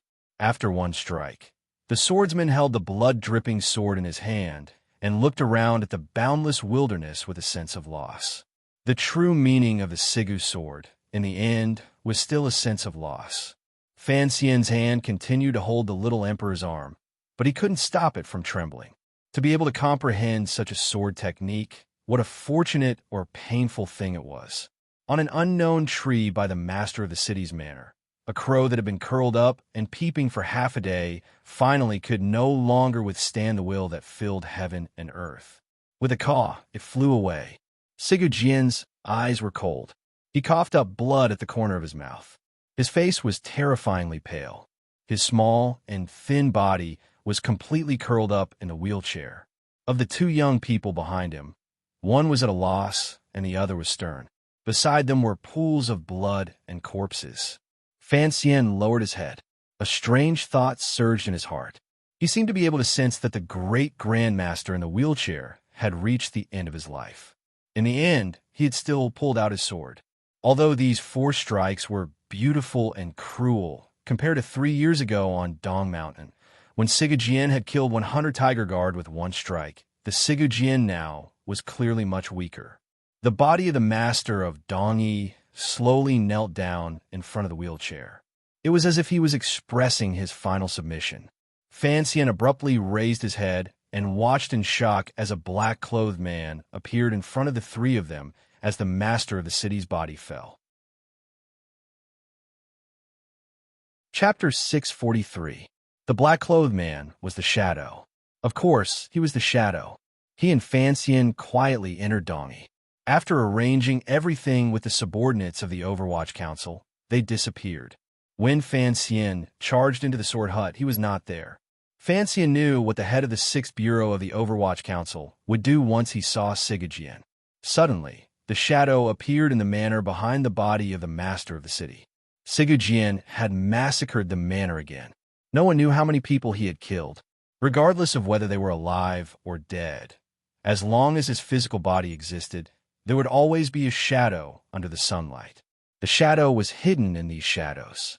To be able to hide from a great grandmaster's perception, suddenly appear in front of the 3 of them, and capture Sigu Jian's weakest moment, the shadow was the most powerful assassin in the world.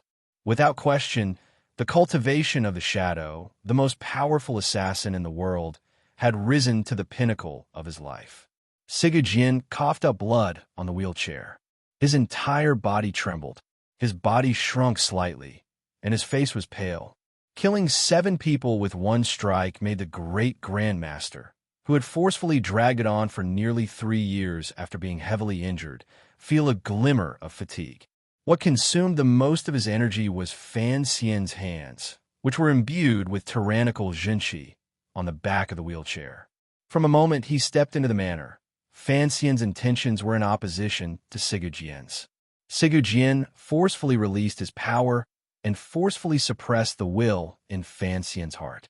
However, Fan Xian was, after all, a 9th-level ace. Other than killing people, Sigurd Jian still had to focus his thoughts on him and control his mind. It took too much time, so he couldn't help but feel a bit weak. Most importantly, it was the injury he had received on Dong Mountain 3 years ago. Yi Liuyun's claw had stretched out like a dragon in the clouds, and the Qing Emperor's earth-shattering way of the Emperor's killing fist had heavily injured Sigurd Jian, a great grandmaster, to the point that he was on the verge of death. The shadow had chosen this moment to strike. He had chosen the most decisive moment. In his hand was an ancient sword that was as cold as autumn water. In an instant, the light of the sword lit up the entire manor. In the next moment, the stone steps seemed to become as sparkling and translucent as jade. The shadow's toes stepped on these jade-like stone steps. With each step, he seemed to become a little brighter. Occasionally, a few green leaves would fly up at this time, accompanying the autumn wind and rain sword in his hand, adding a bit of sternness. Kill! The ancient sword in the shadow's hand pierced towards Sigurd Jian's chest. This strike was extremely simple. There were no changes, no accumulation of power, and not even the slightest tremble.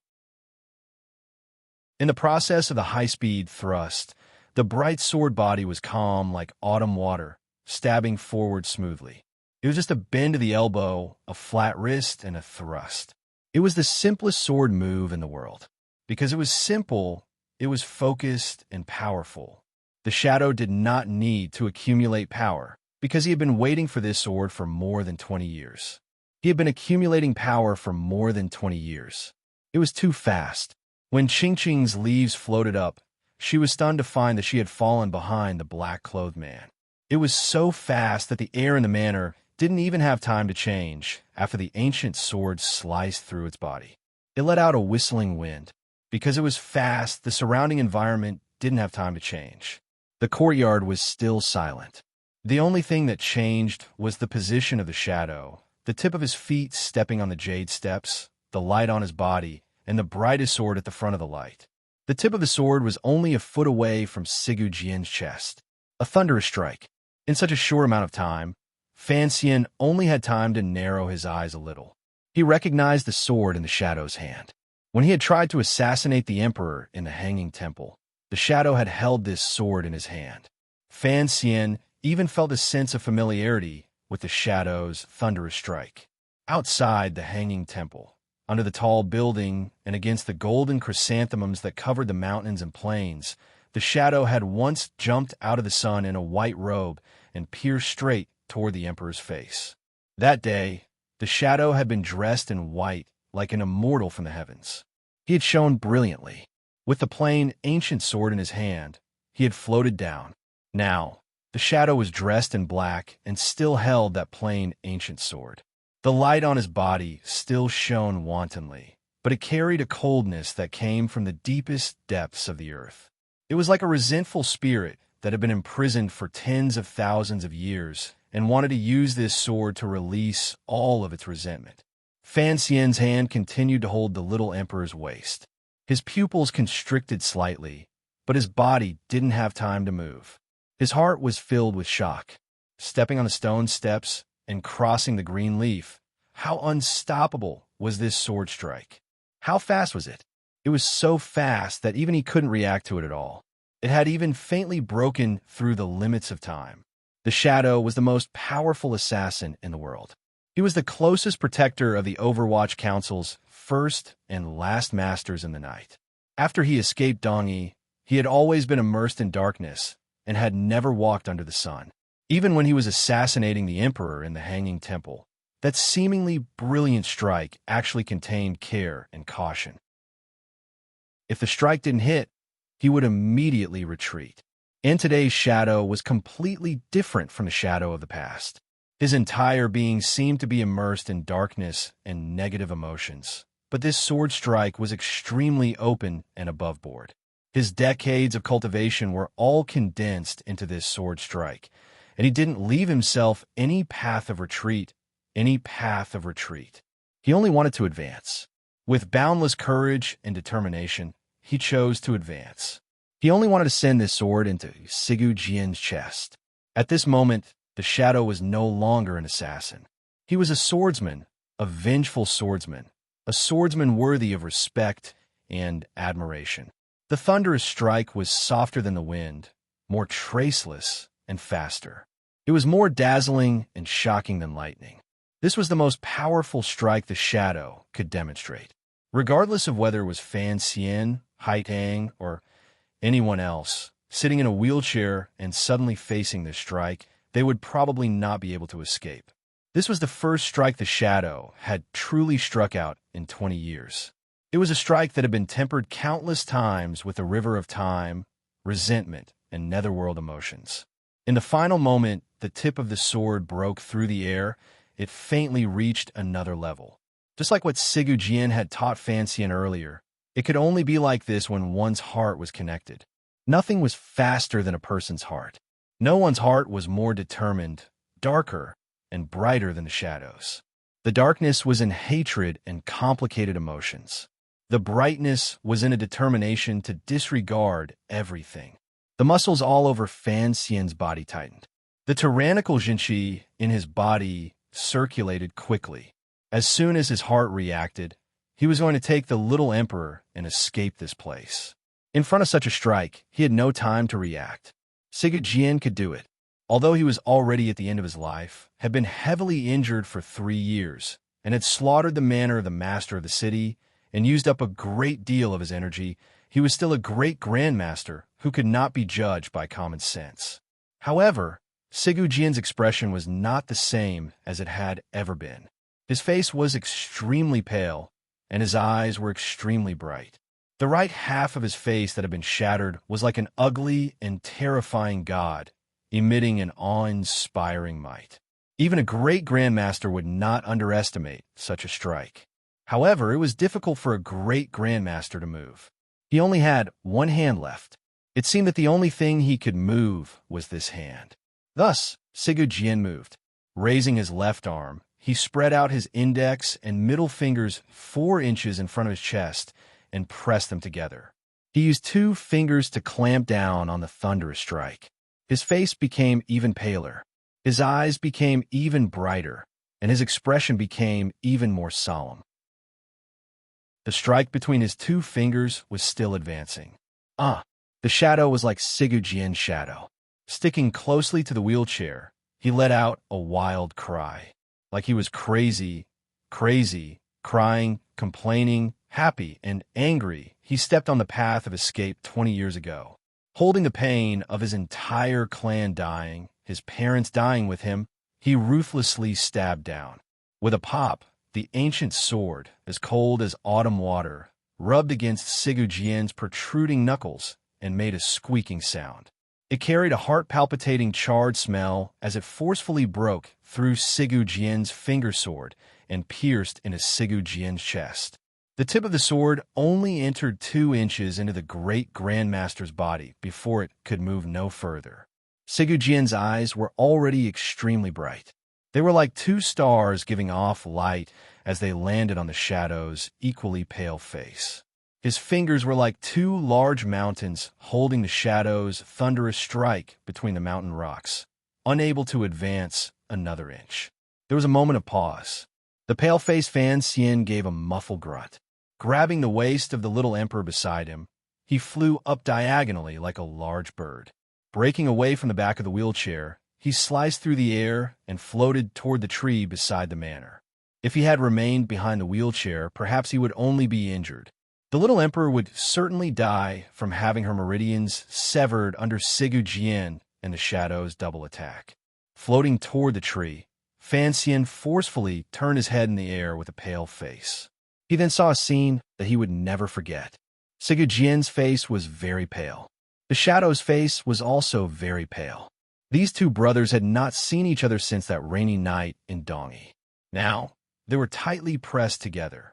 Their cold faces reflected each other. It was not interesting. It only chilled one's heart. Their bodies were very close to each other. There was only a sword between them. On Sigu Jian's chest, the tip of the sword brought out a spray of fresh blood as it stubbornly tried to burrow in. It was like this great grandmaster did not feel anything at all. He only looked at the shadow with his bright and somewhat terrifying old eyes. The two fingers of his left hand held the sword steadily and terrifyingly. Wolf thought, just a glance. In an instant, the air in the courtyard of the city lord's mansion suddenly changed.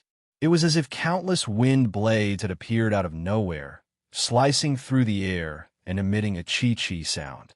They came from all directions, following a strange trajectory that could not be seen by the naked eye, and slashed towards the center of the city. They sliced toward the shadow's body. The shadow was still wearing the special robes of the Overwatch Council. This kind of clothing was a product the Third Bureau had developed for many years. Under the attack of the sword chi that filled the sky, it could only resist for a moment before it began to break apart weakly. Small holes opened up. The material of the clothing opened up like a baby's mouth. Countless holes appeared on the shadow's body in an instant. Blood began to seep out. Sigu Jian's true counterattack was not outside his body. Rather, it was inside the shadow's body. That powerful, cold, and bloodthirsty sword intent followed this finger and glance and mercilessly entered the shadow's body, causing his internal organs to tremble at the same time. Fresh blood seeped out of his body and flowed out along his lips. On the shadow's pale face, blood flowed endlessly from his lips. It flowed and did not flow. It was as if there would never be a moment to stop. However, the shadow did not show a glimmer of fear. On the contrary, he smiled. A trace of a bitter smile rose to his pale and ordinary face. His laughter rang through the surroundings of the manor. There was a crazed sobbing in his laughter. The shadow howled crazily like a wild beast crying in pain. He sent all the Jinqi in his body into the sword in his hand. He did not care at all about the pain on his skin. He only cared about the distance between the tip of the sword and Sigu Jian's heart. A powerful wave of qi exploded between the two of them, shattering the leaves around the wheelchair into threads and turning them into nothing. In the end, the wheelchair was not a person's legs. Following the shadow's complete outburst, the wheelchair quickly retreated faster and faster. The sword between Sigu Jian's fingers was also moving at a very slow speed toward his body. Sigu Jian's face grew paler and paler, and his eyes grew brighter and brighter. The shadow's face also grew paler and paler. Fresh blood flowed from his lips faster and faster. A bloody path appeared on the ground. What Fan Xian saw was this scene. Two pale people, one vomiting blood and the other silent, were carrying out the craziest and calmest killing. His hand involuntarily began to tremble. He didn't like Sigu Jian. Naturally, he should help the shadow. However, if he wanted to attack, he would have already done so when he was behind Sigu Jian. Given Sigu Jian's crippled body, if Fan Xian and the shadow, two powerful warriors, attacked at the same time, there was a chance of success. The shadow would not be as bitter, sorrowful, or painful as he was now. However, Fan Xian still did not attack. He only trembled and coldly watched this scene. This had nothing to do with the agreement between the Qing Kingdom and Dongyi. It had nothing to do with Sigu Jian's past friendship with his mother, Uncle Wu Zhu, and Sir Fei Jie. He had agreed to create an opportunity for the shadow to take revenge, but he would not participate in the process of the shadow's revenge. Although he didn't know what kind of past stories and secrets were behind the massacre of the master of Dongyi's manor, he respected the shadow. The shadow was a proud swordsman. At least today, he was not facing his elder brother as an assassin. The pride of Dongyi was the eternal fear and pain in the shadow's heart. If Fanxian attacked now, the shadow would not agree. Fanxian understood this, so he chose to watch from the side, trembling as he watched. With a clatter, the wheelchair finally retreated to the back of the courtyard. Under the stone steps on the other side, there was no way back. With such a high-speed collision, the wheelchair immediately broke into countless wooden shards. Covered in blood, the madness in the shadow's eyes flared. Finally, he pushed the sword in his hand forward another inch. For this inch of distance, the shadow had paid a great price. Sigu Jian's lips trembled. He laughed in a strange and raspy voice. Amidst the laughter, he, who had fallen to the bottom of the stone steps, exerted strength in his fingers. The sword stuck in his chest broke with a crack. The shadow did not laugh. The tip of the sword broke in Sigu Jian's chest. He still held the broken half of the sword in his hand. It seemed that his momentum did not stop for a moment. The broken half of the sword followed the trembling tip of the sword in Sigu Jian's chest and stabbed down again, piercing deeply into Sigu Jian's chest. From appearing behind the master of the city's body to stepping down the steps, stabbing into Sigu Jian's chest, retreating 30 meters toward the wheelchair, and finally stabbing down with a broken sword, the shadow's glowing thunderous strike was actually only one strike. It did not break. The unbroken sword intent continued to this day. It was the only strike. In this life, the shadow would only have one chance to use such a strike. The broken sword, which was not sharp, pierced into Sigu Jian's chest. It was not smooth. On the contrary, there was an astringent feeling. It was as if it was cutting through flesh. It was very painful, very painful. The shadow seemed to be able to feel the other party's pain because he himself was also in pain. His entire body trembled in pain. He lowered his head and silently stabbed and cut, severing the past from more than 20 years ago. At this moment, the shadow seemed to see many things. He saw that many years ago, that idiotic older brother of his had secretly built a small grass hut on a piece of wasteland on the outskirts of the city. Then, he had proudly said that this place would be the holy land of martial arts in the future. He was still a child and looked disdainfully at the broken-down grass hut. He watched the blind man and woman who occasionally entered the grass hut. One day, the child became interested in the sword. His idiot brother asked seriously, "Do you want to learn? If you want to learn, I can teach you." Learning the sword was a difficult and dry matter. The two brothers in the grass hut became idiots in everyone's eyes. Everyone said that perhaps the manner of the master of the city had offended the temple for there to be two idiots. No one in the manor paid attention to these two idiots. Perhaps something terrifying had happened at the time, but he didn't know. He was only a child. Then, on that night, everyone died. The person the child hated died. The person he loved died. The cat and dog he raised died. His brothers, sisters, uncles died. Even his parents who loved him so dearly died. Not a single person could survive. Only his entire body trembled as he stood behind the curtains of the mansion. He looked at the bloody sword in his idiotic big brother's hand and the pair of expressionless eyes. He began to feel afraid because he was sure that if he did not leave, this idiotic big brother would definitely kill him. That was perhaps the night Sigu Jian truly became a great grandmaster. It was also the night the youngest man in the manor began to flee for his life. From that night onwards, the shadow became a shadow.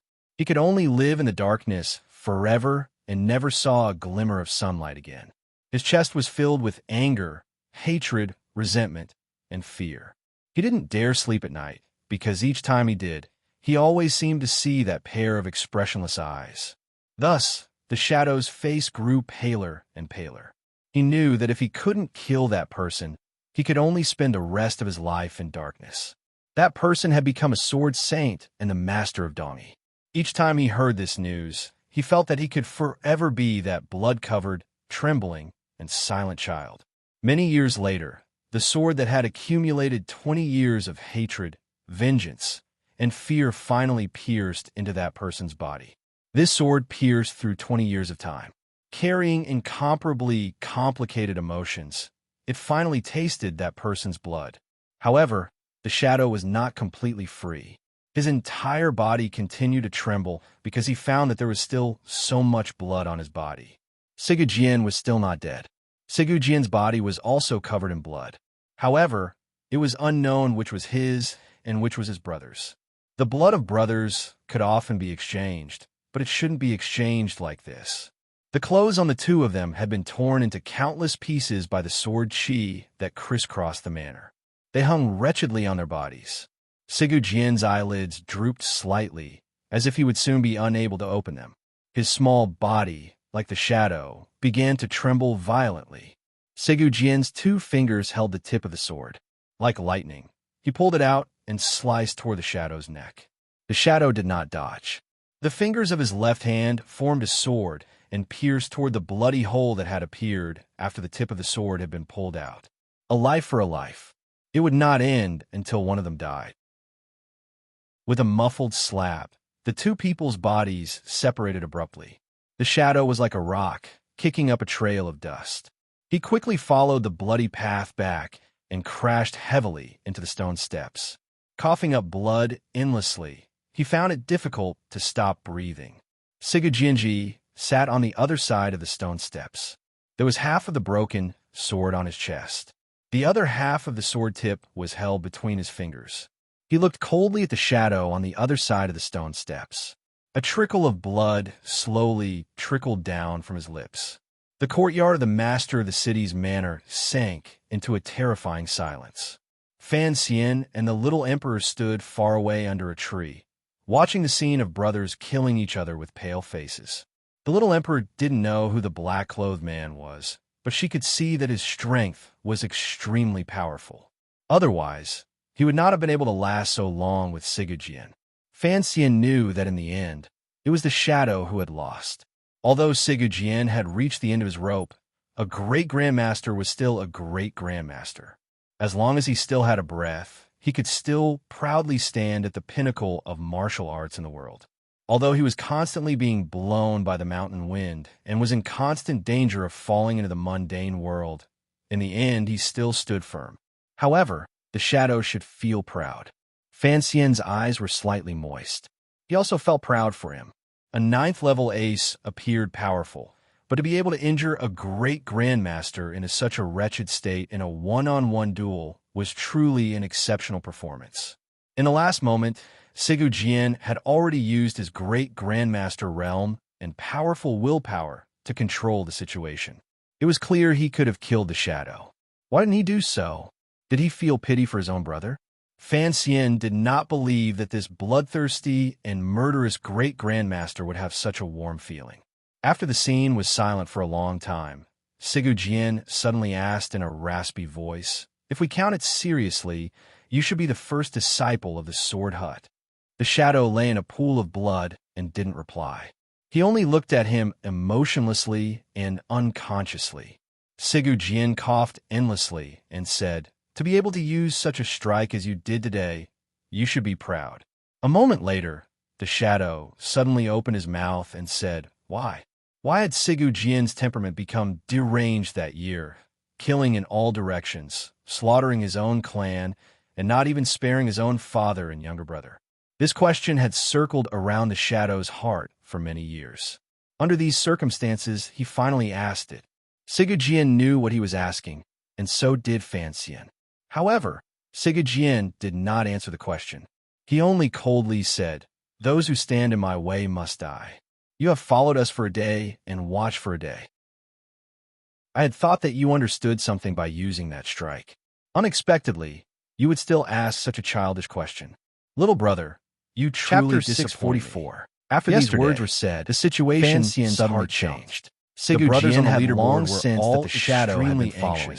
Sigurjin's teachings was abnormally lively. Not only the one in front was sprinting, he also hoped the one behind was leaping, spying in the dark, would be able to sense something from it. I was also the shadow was 110,000 his ordinary eyes stared viciously. But there was no use in being at the foot of the stone steps in the distance like a wild beast. I had to lower my head and admit he didn't need to debate what he should believe. I really couldn't think of any reason past in the monthly votes and the words he said today. I couldn't possibly say that I was sleepy recently and needed everyone followed the shadow's gaze and looked at the terrifying That was really wound too on shameless. Sigu Jian's chest. But I really needed it was a everyone blur to of cast a flesh monthly and votes. blood with a I faint needed your green support. light. I like the glowing on it reward some money, kind of poison. and I like the vanity that Miraculously, came with being it ranked. maintained the I'll last say it very signs of seriously life in and the organs honestly. that should have If you rotted think to that I've death. written well, This was the please punch cast your the monthly Qing votes to Emperor me. had given Thank you very Sigu much. Jian on Monthly Dong votes were Sigu lethal Jian weapons. should have died a Only long the strong time could ago, wield them, but he had I been held able my to drag long out his sword life and looked until around now. blankly. There had There to was be a something bamboo hidden hat at my feet, particularly the I softly terrifying said, wound on "Give me his some, chest. give me some." Sigu Jian, You're tuning coldly into the used the warrior last of lore his clothing YouTube to channel. cover the wound on Don't his forget abdomen. to subscribe. He glanced at the shadow and join us on this and then journey at to catch the Fancian. most He captivating said his last stories. words, A swordsman is a lethal weapon. "Only saints can use